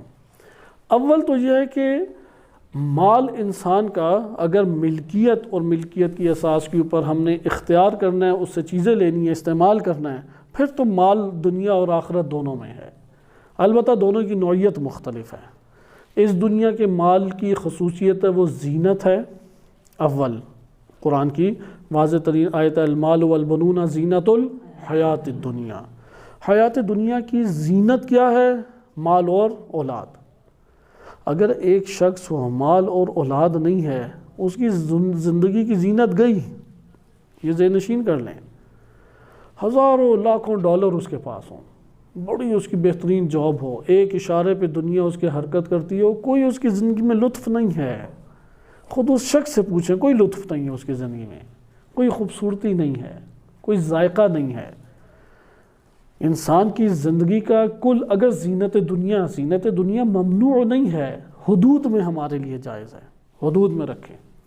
لیکن زینت دنیا کیونکہ مومنین پہ بھی مختلف اوقات آتے ہیں، ہمیں نہیں پتہ کیا وقت آئے کیا وقت نہ آئے، لیکن اگر کسی کے پاس مال ہے اور اولاد ہے، اور اولاد کو کھانے پلانے اور ان کی زندگی کی مشکلات اور ضروریات کو پورا کرنے کا سرمایہ ہے، یہ غربت میں زندگی بسر نہیں کر رہا، یہ ذہن نشین کر لیں ہم، یہ زینت دنیا میں زندگی بسر کر رہا ہے۔ دوبارہ میں عرض کروں، یہ روایات اہل بیت علیہ السلام کے الفاظ ہیں، اس سے آپ کی خدمت میں ایک اقتباس پیش کیا جا رہا ہے۔ اگر کسی شخص کے پاس صحت ہے، مال ہے، اولاد ہے، اولاد کو کھلانے کا سرمایہ، یعنی اس دن کا، نہ کہ آئندہ آنے والے دن، اس دن کی چھت موجود ہے آل اولاد کے ہمراہ، 2-3 ٹائم کھانے کا جو وہ غذا کھاتے ہیں وہ موجود ہے جس سے ان کے پیٹ بھر سکے، یہ غنی ہے، یہ فقیر نہیں ہے، غنی زندگی بسر کر رہا ہے، یعنی دنیا کی حیات کے مطابق۔ فقہی تعبیر ایک الگ ہے فقر کی، وہ ایک الگ ضابطے کے تحت ہے، لیکن یہ دنیا کے اندر جو آج کا دن گزارا ہے وہ کیا گزارا ہے؟ زینت دنیا کے ہمراہ۔ آج کا جو دن گزارا ہے وہ کس کے ہمراہ ہے؟ وہ غنا کے ہمراہ، ثروت بندی سے، مال و دولت کے ہمراہ اس نے وقت گزارا ہے۔ یہ ہمارے پاس بات آ گئی کہ مال اور اولاد کیا، بنین بیٹوں کو کہتے ہیں، کیونکہ بیٹیاں بھی اولاد ہیں، جو غم اولاد تو دور کر دیتی ہیں، لیکن بیٹے جو ہیں وہ دنیا کی طاقت شمار ہوتے ہیں، آخرت کی نہیں، کیونکہ بیٹیاں جو ہیں وہ رحمت شمار ہوتی ہیں آخرت کے اعتبار سے بھی، نعمت اور رحمت دونوں ہیں، لیکن بچہ فقط نعمت ہے، رحمت بن جائے تو بہت خوب، ورنہ نعمت ہے اور اس نے بعد میں درد سر بھی کر سکتا ہے اور بہترین زندگی کا سرمایہ بھی بن سکتا ہے، نہیں پتہ کیا نکلتا ہے۔ مال اور بنین کیا ہے قرآن کی؟ المال والبنون زینت الحیات الدنیا، بہت قرآن کا واضح پیغام ہے، کوئی دشواری نہیں ہے، کوئی مشکل نہیں ہے، کوئی سمجھنے کی اس میں ایسی ضرورت نہیں ہے کہ ہم کہیں کہ نہیں فلاں لفظ کا مطلب کیا فلاں کا، بہت آسان۔ مال اور اولاد کیا ہے؟ مادی دنیا کی زینت ہے، خوبصورتی ہے، یہ ہوں تو یہ خوبصورتی مل جائے گی، یعنی مال سے خوبصورتی کمائی جائے گی۔ ایک یہ تصور مال کا آپ کے سامنے قرآن کریم کی نگاہ میں آ گیا۔ اچھا، اسی طریقے سے قرآن کریم نے کثرت مال کو انسان کے لیے آزمائش بنا دیا ہے، چونکہ مال انسان کے لیے اللہ تعالیٰ نے جو قرار دیا ہے وہ چند طریقوں سے ہے۔ اول زینت ہے، دوسرا ہے انسان کی معیشت کو کھڑا کرنے کا باعث ہے، اس لیے قرآن نے منع کیا کہ ان احمقوں اور بے وقوفوں کے ہاتھ میں وہ مال نہ دو کہ جو تمہارے لیے سبب بنتے ہیں قیام کا، اس لیے ان صفحاء کو اس اموال سے دور رکھو۔ بس آپ نے دوسری آیت میں یہ، جیسے کہ سورہ نساء آیت نمبر 5 میں ہے، بس پہلا تعارف دیکھا مال کا، جب بھی مال آئے گا تو کیا لے کے آئے گا؟ زینت لے کے آئے گا۔ یہ الگ ہے کہ دنیا کی زینت فانی ہے، دنیا کی زینت بقا نہیں رکھتی، ٹھیک ہے، جو زینت پہ حکم آئے گا وہی مال پر حکم آئے گا، لیکن پہلا ہمارے پاس قرآن کا تعارف مال کا کیا آ گیا؟ زینت ہے۔ دوسرا تعارف سورہ نساء میں آیت نمبر 5 میں دیکھیں، وَلَا تُؤْتُوا السُّفَهَاءَ أَمْوَالَكُمْ، تم اپنے اموال ان بے وقوفوں کے جو کہ نہیں سمجھتے کہ کیسے مال خرچ کیا جائے، ان کے پاس یہ شعور نہیں ہے، ان کے حوالے مت کرو۔ اس میں کوئی ایج لمٹ نہیں ہے، بچہ ہے، بڑا ہے، مرد ہے، زن ہے۔ جیسا کہ بعض بچے ہیں وہ صحیح معاملہ گر نہیں ہوتے تو وہ احمقانہ طریقے سے ایک معاملہ کر کے نقصان اٹھا لیتے ہیں۔ تو بچے کی تو ویسے ہی خرید و فروخت کے حوالے سے فقہا میں بحث ہے جائز ہے یا نہیں، یعنی اگر بچہ ایک خرید و فروخت کرتا ہے وہ انجام پائی ہے یا انجام نہیں پائی۔ اسی طرح بعض بڑے ہو جاتے ہیں لیکن وہ جیسے قومی مال کو وہ سمجھتے ہیں مال مفت، دل بے رحم، تو انہوں نے اسے اڑانا ہوتا ہے۔ یہ بھی سفہا ہیں، جیسے ہمارے ہاں حکام آ کے بیٹھ جاتے ہیں اور پھر پیسہ بلا وجہ اڑاتے ہیں۔ جیسے اگر فری میں پانی آ رہا ہو تو پانی خوب بہاتے ہیں، لیکن اگر گورنمنٹ 1 لاکھ بل بھیج دے تو پھر اسے آب زمزم کی طرح استعمال کرتے ہیں۔ تو یہ سفہا ہیں کہ جو اموال کو بھیجا خرچ کرتے ہیں، اس لیے ایج لمٹ نہیں۔ خواتین میں بھی اسی طرح ہے، نہج بلاغہ میں خواتین کی اچھی صفات میں بخل کو شمار کیا گیا تاکہ وہ شوہر کے مال کی حفاظت کرے، لیکن بعض خواتین ہیں وہ شوہر کی حفاظت مال کی کیا کرنی ہے، جو ہے وہ بھی لٹا دیتی ہیں۔ مثلا ایک کھلونا نظر آئے جو 100 روپے میں ہے، اگلا کہتا ہے 1000 سے کم نہیں ہے، کہتے ہیں چلیں 900 کا دے دو گے، کہتے ہیں ٹھیک ہے 900 کا میں 100 روپیہ بچا کے، وہ خاتون آ گئی، اسے فہم ہی نہیں ہے کہ ہے کتنے کا، اندازہ ہی نہیں ہو رہا۔ تو یہاں پہ جو صفت ہے اس صفت کے اوپر آپ نے غور کرنا ہے، اپنے اموال سفہا کے مت دو۔ دینی جو ادارے چلتے ہیں اس میں اس کا تعین اہم ہوتا ہے، کیونکہ ہو سکتا ہے سفی ہو لیکن بڑا شریف ہو، صحیح ہے، بڑا پاکیزہ ہو، آپ سے بڑی محبت کرتا ہے، بڑا آپ کے لیے رحم دل ہے، جسمانی کام بہت اچھے کر لیتا ہے، لیکن اموال میں نہیں وہ صحیح طریقے سے فیصلہ کر سکتا، جلد دھوکہ کھا لیتا ہے، نہیں معاملہ اچھا معاملہ گھر نہیں ہے۔ تو یہاں پہ کیا ارشاد آیت کا ہے، یعنی آپ ادھر سے دینی ایک استفادہ ضرور کریں۔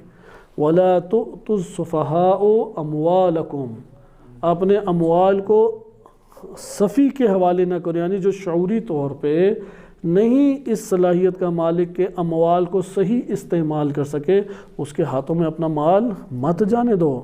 یعنی ہر مولانا نہیں ہے کہ جس کے ہاتھ میں آپ خمس اور زکوٰۃ پکڑا دیں، ہر ادارہ ایسا نہیں ہے کہ مسجد یا امام بارگاہ یا مدرسہ نام اس کا رکھا ہوا ہے تو آپ جا کے سارا کا سارا مال ادھر پکڑا کے آ جائیں، نہیں، ضروری نہیں ہے، وہاں پہ جا کے اندازہ لگائیں مدرسہ کیسا چل رہا ہے، کتنی مالیت ہے، تو کیوں یہ مالیت، یہ کچن نہیں صحیح طرح سے بنا سکا، یہ باتھ روم کی تعمیر صحیح نہیں کر سکا، اس نے کیا بقیہ سارے کام کرنے ہیں، وہ فوراً وہاں سے اپنا رخ پھیرے اور آ جائے۔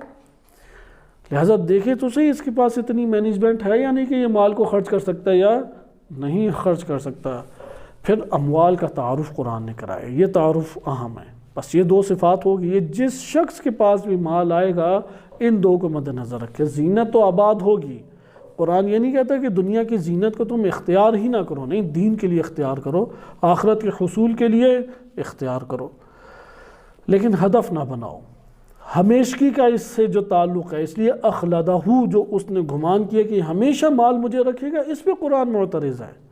قرآن اس پر معترض ہے کہ یہ کیوں جمع کر کے بار بار شمار کر رہا ہے کہ یہ ہمیشہ مجھے رکھے گا۔ اس انگیزے سے مال کا جمع کرنا اور شمار کرنا غلط ہے کہ یہ مال ہمیشہ مجھے نجات دے گا، یہ نجات دہندہ ہے۔ اس غریزے سے اگر مال کو جمع کیا جائے اور شمار کیا جائے کہ میں نے اپنے ادارے کی ضروریات پوری کرنی ہے، اپنے گھرانے کے فلاں فلاں بحرانوں سے نکالنا ہے، بچے کی شادی کرنی ہے، یہ تدبیر ٹکراتی نہیں ہے، یہ آیات سے یہ والی تدبیر مراد نہیں ہے۔ کون سی تدبیر مراد ہے قرآنی آیت میں جس میں حطمہ قرار دیا ہے؟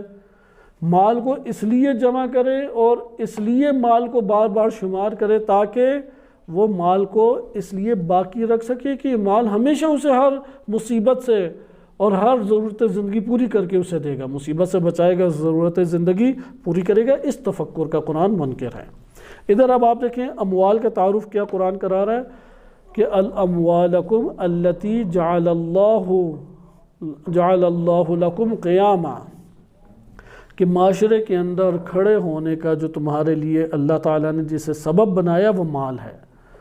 آیت اللہ جوادی عاملی حفظہ اللہ تعالیٰ اپنے دروس تفسیر میں کہ بیان فرماتے ہیں کہ یہ جو درس تفسیر ہے، درس تفسیر میں معیشت کے حوالے سے بیان فرما رہے تھے کہ فقر کہتے ہیں ریڑھ کی ہڈی میں گیپ کو، صحیح، انفراج الشیء، ایک چیز میں اگر دھڑاڑ پڑ جائے، یا یہ بھی آپ معنی اس سے اخذ کر سکتے ہیں ریڑھ کی ہڈی میں گیپ آ جائے تو یہ کیا کہلاتا ہے؟ فقر۔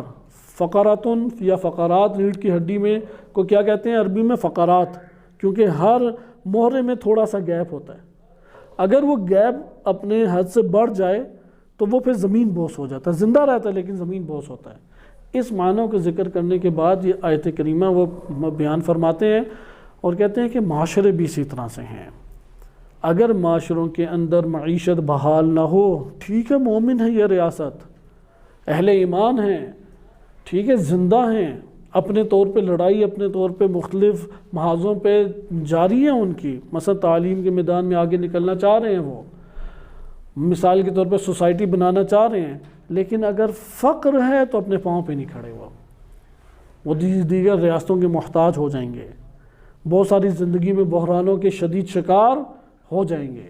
کیوں؟ کیونکہ اموال جعل اللہ لکم قیاما، اللہ نے تمہارے لیے اموال کیا قرار دیے ہیں؟ کھڑے ہونے کا باعث قرار دیا۔ اگر یہ مال نہیں ہوں گے تو کیا ہوگا؟ ہوگا زندہ لیکن زمین بوس ہوگا۔ ادارے اسی طریقے سے، ادارے کو اگر نہیں یہ آب مال ملے گا، وہ نہیں نشو نما پا سکے گا، زمین بوس رہے گا۔ لہٰذا اللہ نے یہ اموال کیوں قرار دیے انسان کی زندگی میں؟ معاشرے کے اندر زندگی اپنی بسر کر سکے، بس یہ فلسفہ آپ ادھر سے مال کا سمجھ گئے۔ مال مادی دنیا کی زندگی بسر کرنے کے لیے تھا، آخرت کے لیے تھوڑی تھا، یعنی آخرت میں ہمراہ لے کے نہیں ہم نے جانا۔ بس پہلا ہمارے پاس نتیجہ کیا ہو گیا؟ مال سے تم اپنی زندگی کی ضروریات پوری کرو، وَارْزُقُوهُمْ فِيهَا وَاكْسُوهُمْ، تم ان اموال میں ان لوگوں کو رزق دو، اپنے اہل و عیال جو تمہارے ماتحت ہیں، اور انہیں لباس عطا کرو، وَقُولُوا لَهُمْ قَوْلًا مَعْرُوفًا، اور ان کے ساتھ یعنی خواتین اور جو تمہارا کنبہ ہے ان کے ساتھ بہترین گفتگو کرو۔ یہ بہت اہم نصیحت ہے کہ اپنے گھر میں جو بد اخلاق رہتا ہے وہ ایمان کے دائرے میں نہیں رہتا۔ نبی صلی اللہ علیہ وسلم کے ایک بہت عظیم صحابی تھے، غالباً ان کا نام سعد بن معاذ تھا، کہ ان کے بارے میں وارد ہوا ہے کہ جب وہ شہید ہوئے، نبی صلی اللہ علیہ وسلم کی معیت میں شہید ہوئے، تو فرشتے آسمان سے نازل ہوئے، جناب جبریل علیہ السلام بھی نازل ہوئے۔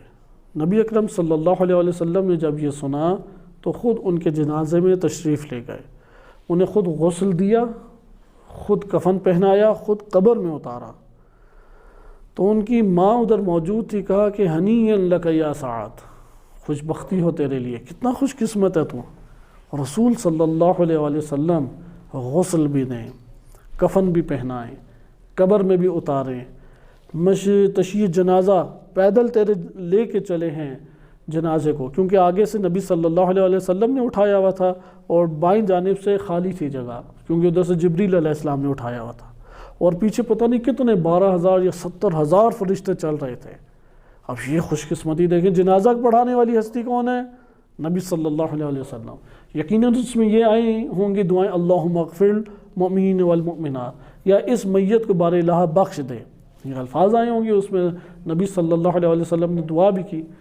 تو ماں نے فوراً کہا کہ ہنیئن لک یا سعد۔ ہم نبی صلی اللہ علیہ وسلم کی شخصیت کی بجائے آج کے دور میں حجت الہی امام زمان عجل اللہ تعالی فرجہ الشریف رکھ لیں کہ وہ کفن پہنائیں، اسے مثلا تشییع جنازہ میں چلیں، جنازہ پڑھائیں، قبر میں اتاریں، مٹی اس کے اوپر ڈالیں، اس کے لیے دعائے مغفرت پڑھیں۔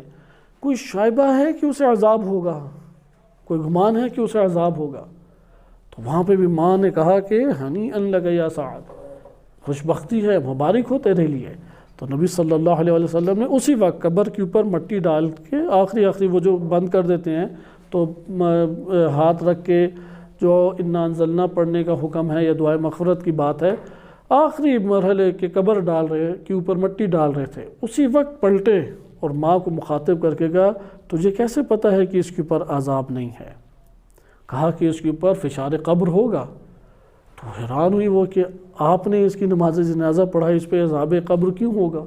تو یہاں پہ روایات ذکر کیا ہے اور اس کو بیان کیا وہ یہ ہے کہ وہ اپنے اہل و عیال سے بد اخلاق تھا، کرخت لہجے میں بدتمیزی سے بات چیت کیا کرتے تھے، صرف اس وجہ سے، بقیہ ساری خوبیاں ان کی زندگی میں، صرف اس وجہ سے وہاں پہ اس لیے قرآن کی آیت دیکھیں، یہ اصل میں خواتین کے ضمن میں یہ والی آیت ہے کہ اموال جو ہے سفہاء کو نہ دو، اور اسی سے ان کو رزق ان کا مہیا کر کے دو، اسی سے لباس خواتین اور بچوں کو دو۔ وَقُولُوا لَهُمْ قَوْلًا مَعْرُوفًا، اچھے انداز میں گفتگو کرو، اچھے انداز میں ان سے بات چیت کرو۔ یہ آپ کے پاس ایک تعارف قرآن کریم کی آیات میں ہو گیا، جس سے آپ نے دیکھا کہ اموال اللہ تعالیٰ نے اس دنیا میں زینت قرار دی ہے، زینت کے اعتبار سے آزمائش سخت ہے، اور دوسری طرف سے یہی ہماری اس دنیا کے اندر ضروریات زندگی پورا کرنے کا ذریعہ بن گیا۔ اب اگر کسی کے پاس مال آئے اور وہ ضرورت زندگی اس سے پوری نہیں کر رہا، یہ بھی سفیہ ہے، یہ بھی بے شعور ہے، وہ زینت کو ہمیشہ کی زینت سمجھ رہا ہے، یہ بے شعور انسان ہے۔ لہذا مال کی زندگی اب تیسری چیز کس میں ہے، یہ تیسرا پہلو قرآن کی آیت میں ہے۔ بس کیونکہ آپ کو پتہ لگ گیا کہ اگر اس دنیا کے اندر اپنے اموال کو صحیح مینیج نہ کریں تو کیا ہو جائے گا، آپ زمین بوس ہو جائیں گے، معاشرے کے اندر عزت سے چل پھر نہیں سکیں گے، آزادی سے چل پھر نہیں سکیں گے۔ اس لیے اگر کوئی شخص آزادی سے چلنا پھرنا چاہتا ہے، اس کے لیے کیا ضروری ہے، جتنے مال ہیں انہی اموال کے ذریعے سے اچھی تدبیر کریں۔ بس تدبیر کرنے کے لیے اللہ نے رکھا ہے تاکہ ضرورت زندگی پوری کرے۔ اس لیے میں یہ تکرار کر رہا ہوں، مال کے بارے میں عقیدہ یہ رکھیں کہ مجھے ملا اس لیے ہے تاکہ ضرورت زندگی پوری کروں۔ ضرورت زندگی پوری کرنے کے بعد اگر مال بچ جاتا ہے تو وہ مال ہے ہی آخرت کو آباد کرنے کے لیے۔ یہ دوسرا نقطہ، مال جتنا بھی میسر آئے ان دو پہلوؤں کو لے لیں، وہ جتنے بھی زینت اور زینت کے بعد عذابوں میں شکار ہونے کے خدشات اور خطرات ہیں اس سے ہم بچ جائیں گے۔ روایات بھی ہمارے پاس اس باب میں حوصلہ افزا روایات ہیں، لہٰذا میں تیزی سے اب روایات آپ کی خدمت میں پڑھوں گا تاکہ موضوع سمٹ کے ختم ہو، اور کلام نور الہی سے بھی ہم نے استفادہ کیا اور کلام نورانی اہل بیت علیہ السلام سے بھی استفادہ کر لیں، لیکن نتیجتاً ہم یہ دو اعتقادات لے لیں۔ اول، مال کس مقصد کے لیے حاصل کریں، تاکہ اپنی زندگی کی ضروریات کو پورا کر سکیں۔ اچھا، اب ضروریات جب پورا ہو جائیں تو بقیہ مال کہاں خرچ کریں، اس کی ایک ہی جگہ ہے فقط، اور وہ ہے راہ الہی۔ آخرت کو بنانے کے لیے مال خرچ کرے، بس غریب ہے یا فقیر فرق نہیں پڑتا۔ اس لیے عقل مندی نہیں ہے کہ کسی سے آپ نے کھا لیا، عقل مندی نہیں ہے کہ کسی سے آپ نے مال نکلوا لیا، کسی سے مال خرچ کروا دیا۔ عقل مند انسان وہ ہے کہ جس نے مال خرچ کر دیا، وہ عقل مند انسان ہے، کیونکہ مال تو باقی رہنا ہی نہیں تھا، اس نے مال خرچ کر کے ہمیشہ رہنے والی چیز خرید لی، اور وہ کیا ہے، یہ عمل صالح تھا۔ یہ عمل صالح تو اسے درپیش سامنے آئے گا۔ اس نے کیا کیا، مال خرچ کر کے مرض سے نجات پا لی۔ بخل اور حرص کا مرض دور استغفار سے فقط نہیں ہوتا، استغفار سے گناہ دھلتے ہیں۔ مرض دور کرنے کے لیے مال خرچ کرتے رہنا لازم ہے۔ مرض اگر اس نے دور کرنا ہے تو کیا اس کا علاج ہے، مال خرچ کرے۔ اگر کوئی شخص مال خرچ نہیں کرتا، چونکہ تھا ہی نہیں لیکن خرچ بھی نہیں کیا، یہ شخص حریص اور بخیل ہوگا اندر سے یا نہیں ہوگا؟ کیسا آپ کو محسوس ہوتا ہے؟ مثلا ایک فقیر ہے، اس کے پاس مال آیا ہی نہیں، تو اس کے وجود میں بخل اور حرص ہوگا یا نہیں ہوگا؟ آپ کو اس سے دونوں ہو سکتے ہیں، اور زیادہ امکان ہوگا، کیونکہ یہ مال کا بخل اور حرص وہ تو مال آنے یا نہ آنے سے تھوڑی تعلق رکھتا ہے، وہ تو مرض اندر چپک جاتا ہے، کیونکہ اسے زندگی کا سرمایہ جسم تو ملا ہے نا، اسے زندگی کی سانسیں تو ملی ہیں، وہی اس کے اوپر جو حساسیت ہے اس سے پتہ لگ جاتا ہے، کیونکہ کوئی شخص اس دنیا میں ایسا نہیں ہے جس کے پاس کسی نہ کسی حد تک مال نہ ہو۔ بخل اور حرص کا اپنے نفس میں کوئی علاج کرے تو تب جاتا ہے۔ اس لیے روایات میں بیان ہوا ہے کہ اگر فقیر ہے تب بھی اللہ کی راہ میں خرچ کرے۔ نہج بلاغہ میں امام فرماتے ہیں کہ نہ دینے سے بہتر تھوڑا دینا ہے۔ جو تھوڑا دیتا ہے وہ اس سے بہتر نہیں ہے جو کچھ بھی نہیں دیتا، اس سے تو بہتر ہے۔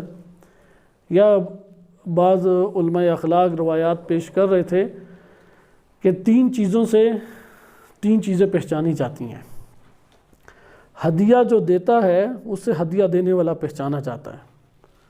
مثلا اگر غریب فقیر ہے، اچھا ہدیہ دیا ہے، سمجھ لیں بڑا اندر سے سخی ہے، لیکن اگر بڑا امیر کبیر ہے اور بڑا معمولی سا ہدیہ دیا ہے، سمجھ لیں کہ کیونکہ ہدیہ اپنے شخص کے مطابق ہدیہ انسان کی شخصیت کو ظاہر کر رہا ہوتا ہے، شخص کی شخصیت کو ظاہر، یہ تانا تشنیع کے لیے نہیں ہے کہ گھر میں جا کے کپڑا منہ پہ مار کے آئیں کہ یہ کیسا کپڑا مجھے دیا ہے، اس مقصد کے لیے نہیں ہے، اس مقصد کے لیے کہ ہدیہ اچھا دو، دینے کی کوئی وائلہ دوسری طرف سے جسے دیا جا رہا ہے اس کا وظیفہ یہی ہے وہ قبول کرے۔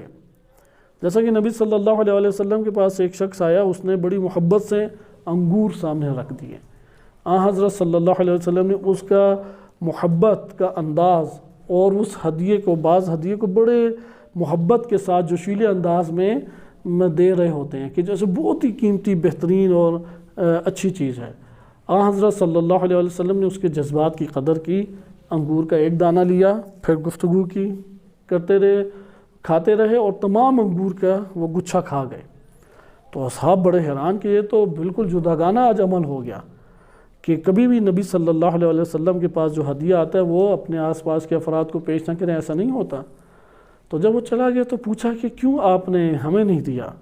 تو فرمایا کہ وہ اس قدر شدید کھٹا تھا کہ تم نگل بھی نہ سکتے اور پھر اس غریب کا تم دل توڑ دیتے، تو اس لیے وہ ایک ایک کر کے سارے انگور کھا گئے۔ یہ اخلاق رسول صلی اللہ علیہ وسلم تھا۔ ہمارے ہاں حالت تو یہ ہے کہ کسی کی ایک چھوٹی سی ناگواری سامنے آ جائے تو اس کے بارے میں ایسے برے خیالات آتے ہیں، ایسا چہرہ بن جاتا ہے، ایسا تصور برا آتا ہے، یہ ایسا شخص ہے، ویسا شخص ہے۔ نہیں، اس کی ناگواریوں پہ صبر کرے اور حسن ظن اندر قائم کرے، معاف کرے اس کی ناگواریوں کو، یہ اخلاق کے فاضلہ میں سے ہے۔ تو خلاصہ کلام آپ نے اس جگہ پہ یہ بات ملاحظہ کی کہ اموال اول کیا ہے؟ ضرورت زندگی، اس سے ضرورت زندگی پوری کی جائے۔ ضرورت زندگی عیاشی نہیں ہے، ضرورت زندگی ہے کہ آپ جس طبقے میں اسٹیٹس پہ زندگی بسر کر رہے ہیں اس کا جو تقاضا بنتا ہے وہ حاصل کرنا ہے۔ مثلا اس کا تقاضا بنتا ہے کہ آپ متوسط درجے کی گاڑی لے لیں، آپ ایک گھر متوسط درجے کا لے لیں، ٹھیک ہے، متوسط درجے کا آپ نے لباس لے لیا، لیکن اگر آپ نے گاڑی لے لی جس کے اربوں کے چل رہے ہیں بزنس، اس کی سطح کی بہت بڑے بڑے برانڈ آپ نے پہننا شروع کر دیے، یا آپ کا اپنی ضرورت زندگی سے باہر ہے، اگر اس سٹیٹس میں تو عیب نہیں، تو سٹیٹس کے مطابق زندگی بسر کی جاتی ہے، تو وہ ضرورت زندگی کا تعین کرتے ہیں، کیونکہ ضرورت زندگی سے زائد مال خرچ کریں تو خمس واجب ہے اس میں۔ تو یہ ہمارے پاس پہلا مال کا مصرف آ گیا۔ آپ نے قرآن میں دیکھا اور بھی بعض جگہوں پہ یہ وارد ہوا ہے کہ ہم کس پر خرچ کریں، تو قرآن کی آیت نے واضح طور پہ کہا کہ تم اپنے اہل و عیال، قریبی رشتہ دار اور اپنے والدین، عزیز اقربا کے اوپر خرچ کرو، کیونکہ ضرورت زندگی ان کے بعد یہ والا طبقہ آتا ہے۔ لیکن اگر مال بچ جائے تو کل کا کل کس میں خرچ کرنا عقل مندی ہے؟ آخرت کو بنانے کے لیے، اور راہ الہی میں۔ بعض اوقات راہ الہی میں ایسا آ جاتا ہے کہ گھر پہ خرچ کریں یا راہ الہی میں، بعض ایسے موارد آتے ہیں کہ ادھر راہ الہی مافوق ہو جاتا ہے، وہ ایک الگ ہمارے پاس نقطہ ہے۔ ایک دو آیات کو اور ملاحظہ کر لیں کہ یہی مال انسان کے لیے پھر آزمائش بن جاتا ہے، جیسا کہ قرآن کریم میں ارشاد باری تعالیٰ ہوتا ہے سورہ مومنون میں، یہ آیت گزشتہ درس سے بھی ہمارے مربوط ہے، جس میں استدراج کا حکم دیا گیا ہے، استدراج کا تعارف کرایا گیا معذرت۔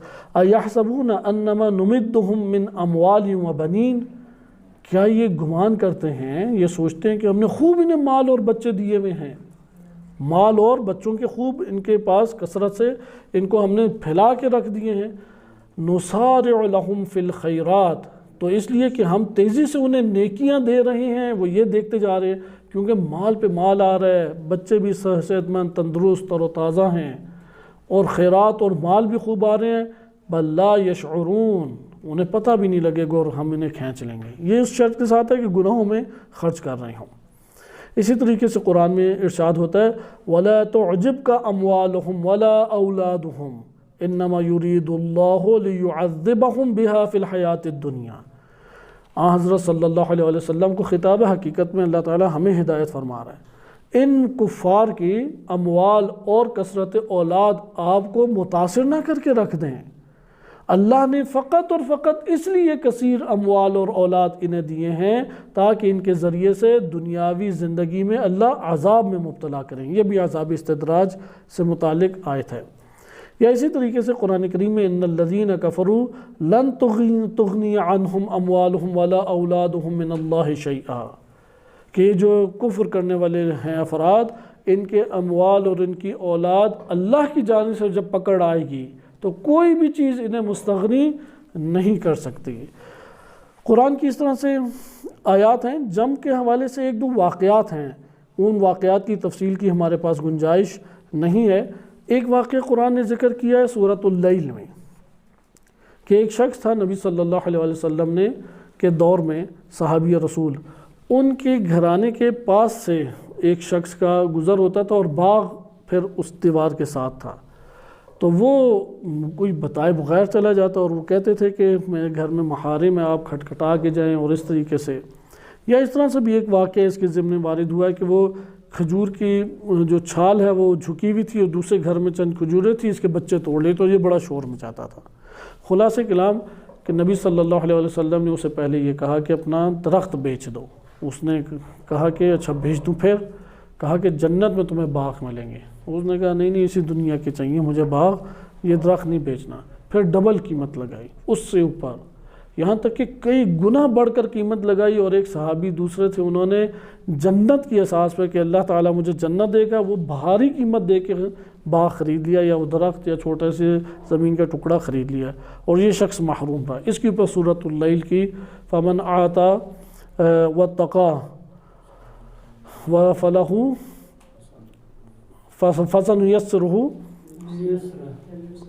فسنيسره لليسرى، اس کے لیے ہم آسانی رکھیں گے۔ ومن بخل واستغنى واما من بخل واستغنى وكذب بالحسنى فسنيسره للعسرى، تو ہم اس کے لیے سختی رکھیں گے، مشقت رکھیں گے جس نے جھٹلائی آخرت کی بات کو، بخل کیا۔ ایک یہ واقعہ، اسی طرح ایک اور واقعہ سورۃ القلم میں اصحاب الجنت کا، کہ ہم اسی طرح سے انہیں آزمائیں گے جس طرح سے ہم نے اصحاب جنت کو آزمایا، کہ بھائی تھے، ان کے والد محترم بڑے شفیق تھے، کہ جب باغ پہ پھل لگ جاتا اور اتارنے کا وقت آتا، یعنی درختوں سے اتار لیتے، اسی دن غریبوں اور فقیروں کو خبر دیتے، ایک لمبی لائن بن جاتی، گھر آنے سے پہلے وہ غریبوں کا حصہ دے دیتے، اس کے بعد بقیہ گھر لاتے۔ باپ مر گیا تو بچوں نے کہا کہ کیا ہمارا باپ جو ہے سادہ بھولا سا بندہ تھا، اور لوگ بھی خوب اس سے فائدہ اٹھاتے تھے۔ عموماً یہ اولادوں کے اپنے والدین کے نیک کرتوتوں پہ پانی اس طرح سے پھیرنے والے جملے ہوتے ہیں کہ یہ بھولا سا بندہ تھا اور سارا مال ادھر لگا دیتا ہے، اسے تو دنیا میں جینا بھی نہیں آتا تھا، لوگ ادھر ادھر باتیں کر کے فائدہ اٹھا لے جاتے تھے، ہم ان غریبوں کو سیدھا کریں گے، دیں گے لیکن پہلے خود لے کے جائیں گے۔ اس سال فصل بھی خوب ہوئی، پھل بھی خوب لگا، تو یہ آئے روز دیکھتے اور منصوبے بناتے تھے، اتاریں گے، یہ کریں گے، فلاں کریں گے۔ تو پھر آخر وہ وقت آیا کہ اگلے دن انہوں نے اتارنے کا پلان بنایا۔ ان میں سے ایک جو منزلہ درمیانے اس میں نمبر کا بھائی تھا، وہ بار بار کہتا تھا کوئی خدا خوفی کر لو، تو انہوں نے کہا تھا نہیں ہم دیں گے غریبوں کو، ایسی بات نہیں ہے، لیکن اب طریقے سے دیں گے، اپنے طریقے سے دیں گے، بے وقوف بن کے نہیں ہم دیں گے۔ تو انہوں نے سارے دروازے بند کیے جہاں سے فقیر آ سکتے تھے، دن کوئی اور رکھا جس دن فقیروں کو خبر ہی نہیں ہے، اور سوچا تھا کہ ہم لے کے جائیں گے، اور کچھ مقدار بچی گچھی وہ ہوتی ہے نا، کچے کچھ رہ گئے، کچھ گرے ہوئے رہ گئے، اٹھانے کی فرصت نہیں ہے، غریبوں فقیروں کا مسئلہ دے دیں گے۔ تو اب وہ چلے گئے، رات آئی، رات کو پھر بادل گرجے اور بجلیاں خوب اس درخت کے اوپر پڑیں، اور صبح آئے تو کالا سیاہ راکھ بنے ہوئے تھے۔ جب یہ منظر دیکھا تو چیخ اٹھے کہ ہم نے ناشکری کی، اور خدا کی بارگاہ میں انہوں نے استغفار کیا۔ آپ نے ملاحظہ کیا کہ یہ دو واقعات کے اموال کے اعتبار سے جب بھی بخل کا عنصر آئے اور خرچ کرنے سے معنی بن جائے جہاں خرچ کرنا چاہیے، اور خلقت خدا کو روکے، مخلوق کے اوپر خرچ کرنے پہ جلد آئیں، مثلا پرندے کھا لیں تھوڑے بہت غذائے، چونٹیاں لے جا رہی ہیں، لے جانے دیں۔ ہمارے پاس اللہ تعالیٰ نے ہمارا گھر، ہمارا دسترخوان، ہمارا وجود واسطہ بنایا ہے اپنی مخلوق کو رزق پہنچانے کا، اللہ کا شکر ادا کرنا چاہیے۔ باقی ہمارے پاس کثیر آیات ہیں کہ جس میں مال اور جان سے جہاد کا حکم دیا گیا ہے، یا وہ لوگ جنہوں نے مال سے اور جان سے جہاد کیا ہے، اس کو قرآن کریم نے خوب سراہا ہے کہ وہ پورا کے پورا، ہم ابھی چونکہ وقت ہمارے پاس بہت زیادہ ہو چکا ہے، اس لیے ان آیات کریمہ سے کے اوپر تبصرے کو ابھی ہم روک دیتے ہیں۔ صرف اس آیت کو مد نظر رکھیں، سورہ فجر نے واضح طور پہ یہ بات بیان کی، آیت نمبر 20 میں، وَتُحِبُّونَ الْمَالَ حُبًّا جمع، شدید تمہیں مال سے محبت ہے۔ آج کے دور میں تو یہ آفت دینداروں میں بہت پیدا ہو گئی ہے، بسم اللہ لکھنے کے بھی پیسے لینا چاہتے ہیں، تقریر کرنے کے پیسے لینا چاہتے ہیں، قرآن سنانے کے، مصائب امام حسین علیہ السلام سنانے کے، دین الہی و ہدایت قرآنی کو پہنچانے کے پیسے لینا چاہتے ہیں، فروخت کرنا چاہتے ہیں۔ کیوں؟ وَتُحِبُّونَ الْمَالَ حُبًّا جَمًّا، شدید تمہیں یعنی جم کر تمہیں محبت ہے مال سے۔ یہ محبت انسان کو عذاب کی طرف کھینچ کے لے جاتی ہے۔ امیر المومنین علیہ السلام کے دور میں امام کے لشکر میں صف اول میں جو تلوار چلانے والے اپنی جانوں کو نچھاور کرنے والے تھے، ان میں سے کتنی ہی بڑی تعداد اسی اقتدار اور مال کا شکار ہو گئی۔ یہ نہ سمجھیں کہ ہم لوگ آج کے دور میں اس سے بچ جائیں گے، ضروری ہے کہ ہم اندر تزکیہ نفس کریں۔ ایک دو روایتیں تیزی سے دیکھ لیں، اور اس کو روایات چونکہ ہمارے لیے وسیع پیمانے پہ قرآن کریم کی آیات کی تشریح کر دیتی ہیں۔ ایک روایت ہے، شیخ صدوق رحمۃ اللہ علیہ نے نقل کی ہے، امام رضا علیہ السلام سے ابن بزیع فرماتے ہیں کہ میں نے سنا، فرماتے ہیں لا یجتمع المال الا بخصال خمس، مال نہیں جمع کی ہوتا مگر 5 خصلتوں کی وجہ سے۔ کسی بھی شخص کے پاس جو مال جمع ہوتا ہے وہ کس وجہ سے ہوتا ہے؟ صرف 5 خصلتوں کی وجہ سے وہ مال جمع ہوتا ہے۔ پہلی خصلت کی ہے ببخل شدید، شدید بخیل ہے، پیسہ نکلتا ہی نہیں اس کے پاس سے، دوسروں سے تو کھانے کا عادی ہے ورنہ حالات کی پر صبر کر لیتا ہے، پیسہ جیب سے نہیں نکالتا۔ وہ عمل طویل، لمبی امیدیں باندھے رکھتا ہے، یعنی میں یہ پیسہ کر لوں گا، فلاں گھر آ جائے گا، فلاں گاڑی آ جائے گی، فلاں موٹر سائیکل آ جائے گی، فلاں اس طرح سے چیزیں خرید لوں، لمبی لمبی امیدیں باندھ کے زندگی بسر کر رہا ہوتا ہے۔ تیسری صفت کیا ہے؟ وہ حرص غالب، لالچی ہے، غالب ہے اس کی پر لالچ۔ حرص ان بیماریوں میں سے جسے اصول کفر کہا گیا ہے۔ زمین پر اترنے سے پہلے یہ عیاں اور نمایاں ہوئیں، آدم علیہ السلام ابھی دار التکلیف میں نہیں آئے کہ یہ نمایاں ہوئیں۔ پہلی چیز تو تکبر نمایاں ہوا جو شیطان میں تھا، دوسرا شیطان میں تھا حسد، حسد بھی اسی میں پایا جاتا تھا۔ ان دو سے کوئی دنیا میں بچتا نہیں ہے سوائے یہ کہ تزکیہ نفس کرے یا حالات اس کو سیدھا کر دیں۔ اور تیسرا ہے حرص۔ آدم علیہ السلام قرآن کریم کی واضح آشکار آیات کی بدولت اور روایات اہل بیت علیہ السلام میں بھی ہے، حرص انہوں نے کی کہ میں ہمیشہ خالد ہو یہ زندگی، جنت میں ہمیشہ رہ لوں، کیونکہ شیطان نے قسم اٹھا کے کہا قرآن کریم کی آیت میں ہے کہ اللہ نے تو اس لیے تجھے منع کیا تاکہ کہیں تو اس جگہ پہ ہمیشہ زندگی بسر نہ کرنے لگ جائے، تو انہوں نے اس کی قسم کے اوپر کھا لیا۔ اب یہ جو ان کا رجحان تھا نفسانی کہ میں ہمیشہ کی زندگی حاصل کر لوں، اس لیے ان 3 صفات کو الکافی میں روایت ہے امام علیہ السلام کی سے اصول کفر کہا گیا، یعنی سارے کفر اور شرک اور بڑے سے بڑی جو معصیتیں ہیں وہ انہی 3 کے اوپر نشو نما پاتی ہیں، تکبر ہے اور حرص ہے اور کفر۔ اس لیے حرص شدید غالب، وقطیعۃ الرحم، قطع تعلق اپنے رشتہ داروں سے کرتا ہے، زمین کے جھگڑے ہیں، دیگر مسائل ہیں، اور مال کو جم کرنے کی وجہ سے قطع تعلق، یعنی مال ہے لیکن بھائیوں پہ خرچ نہیں کرے گا، مال ہے اولاد پہ خرچ نہیں کرے گا، مال ہے اپنے غریب رشتہ داروں پہ خرچ نہیں کرے گا، کہیں مال اس کا چلا نہ جائے۔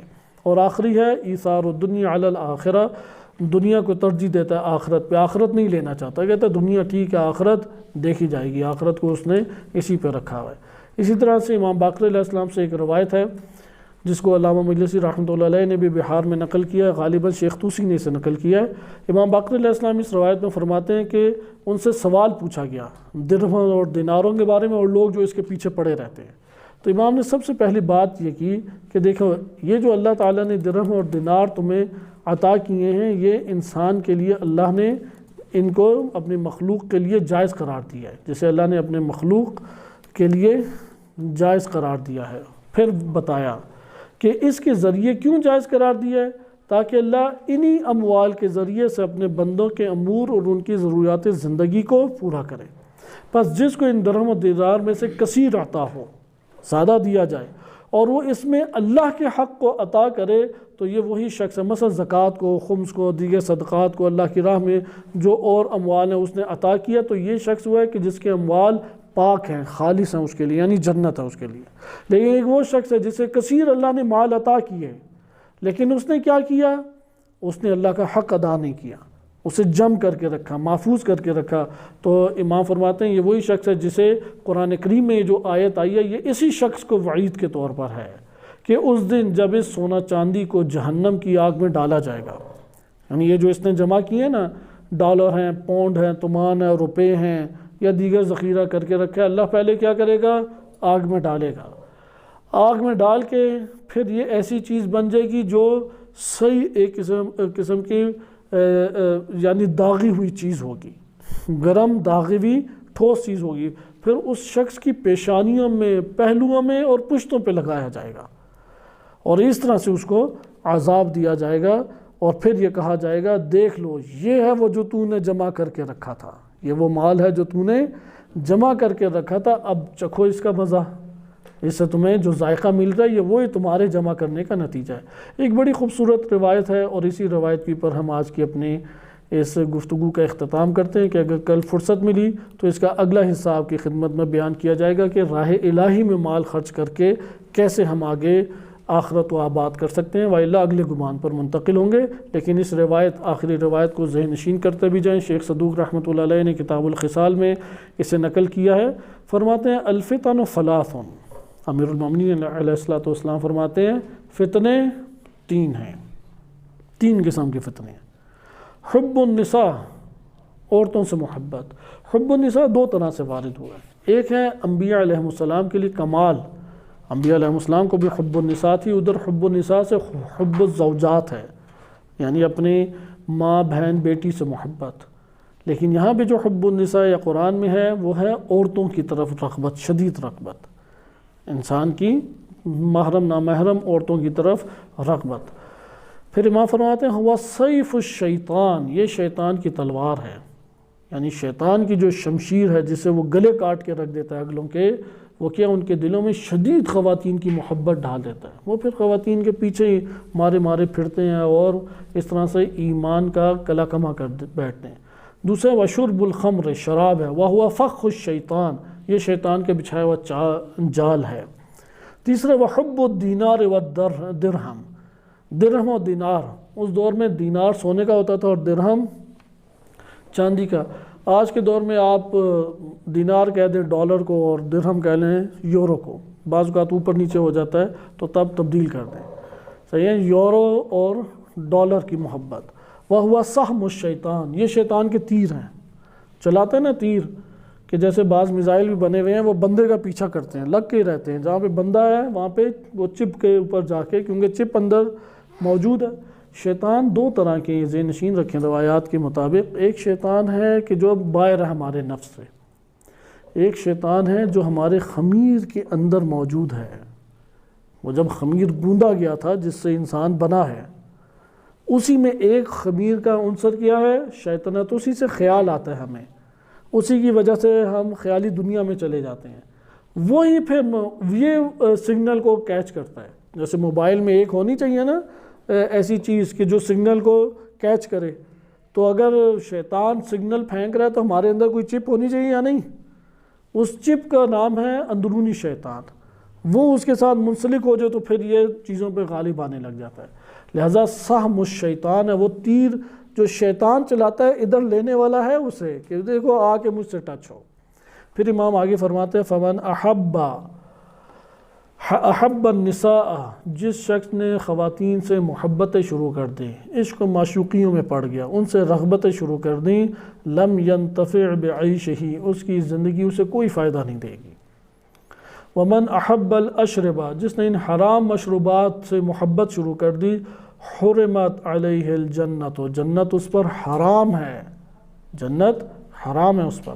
ومن احب الدینار والدرہم، جس نے ڈالر اور پاؤنڈ سے محبتیں شروع کر دیں، فہو عبد الدنیا، وہ دنیا کا بندہ ہے، آخرت سے اس کا کوئی تعلق نہیں ہے۔ یا روایات کے مطابق ہر شخص اپنی ماں کے ساتھ اٹھایا جائے گا، یا تو اس کی ماں دنیا یا آخرت ہے، دو مائیں ہیں، تو جو ماں جس کی دنیا، وہ دنیا کی ماں کے پیچھے ہی بچہ بھاگتا ہے، تو ہر ٹائم دنیا کے پیچھے بھاگ رہا ہے، یہ عبد الدنیا ہے۔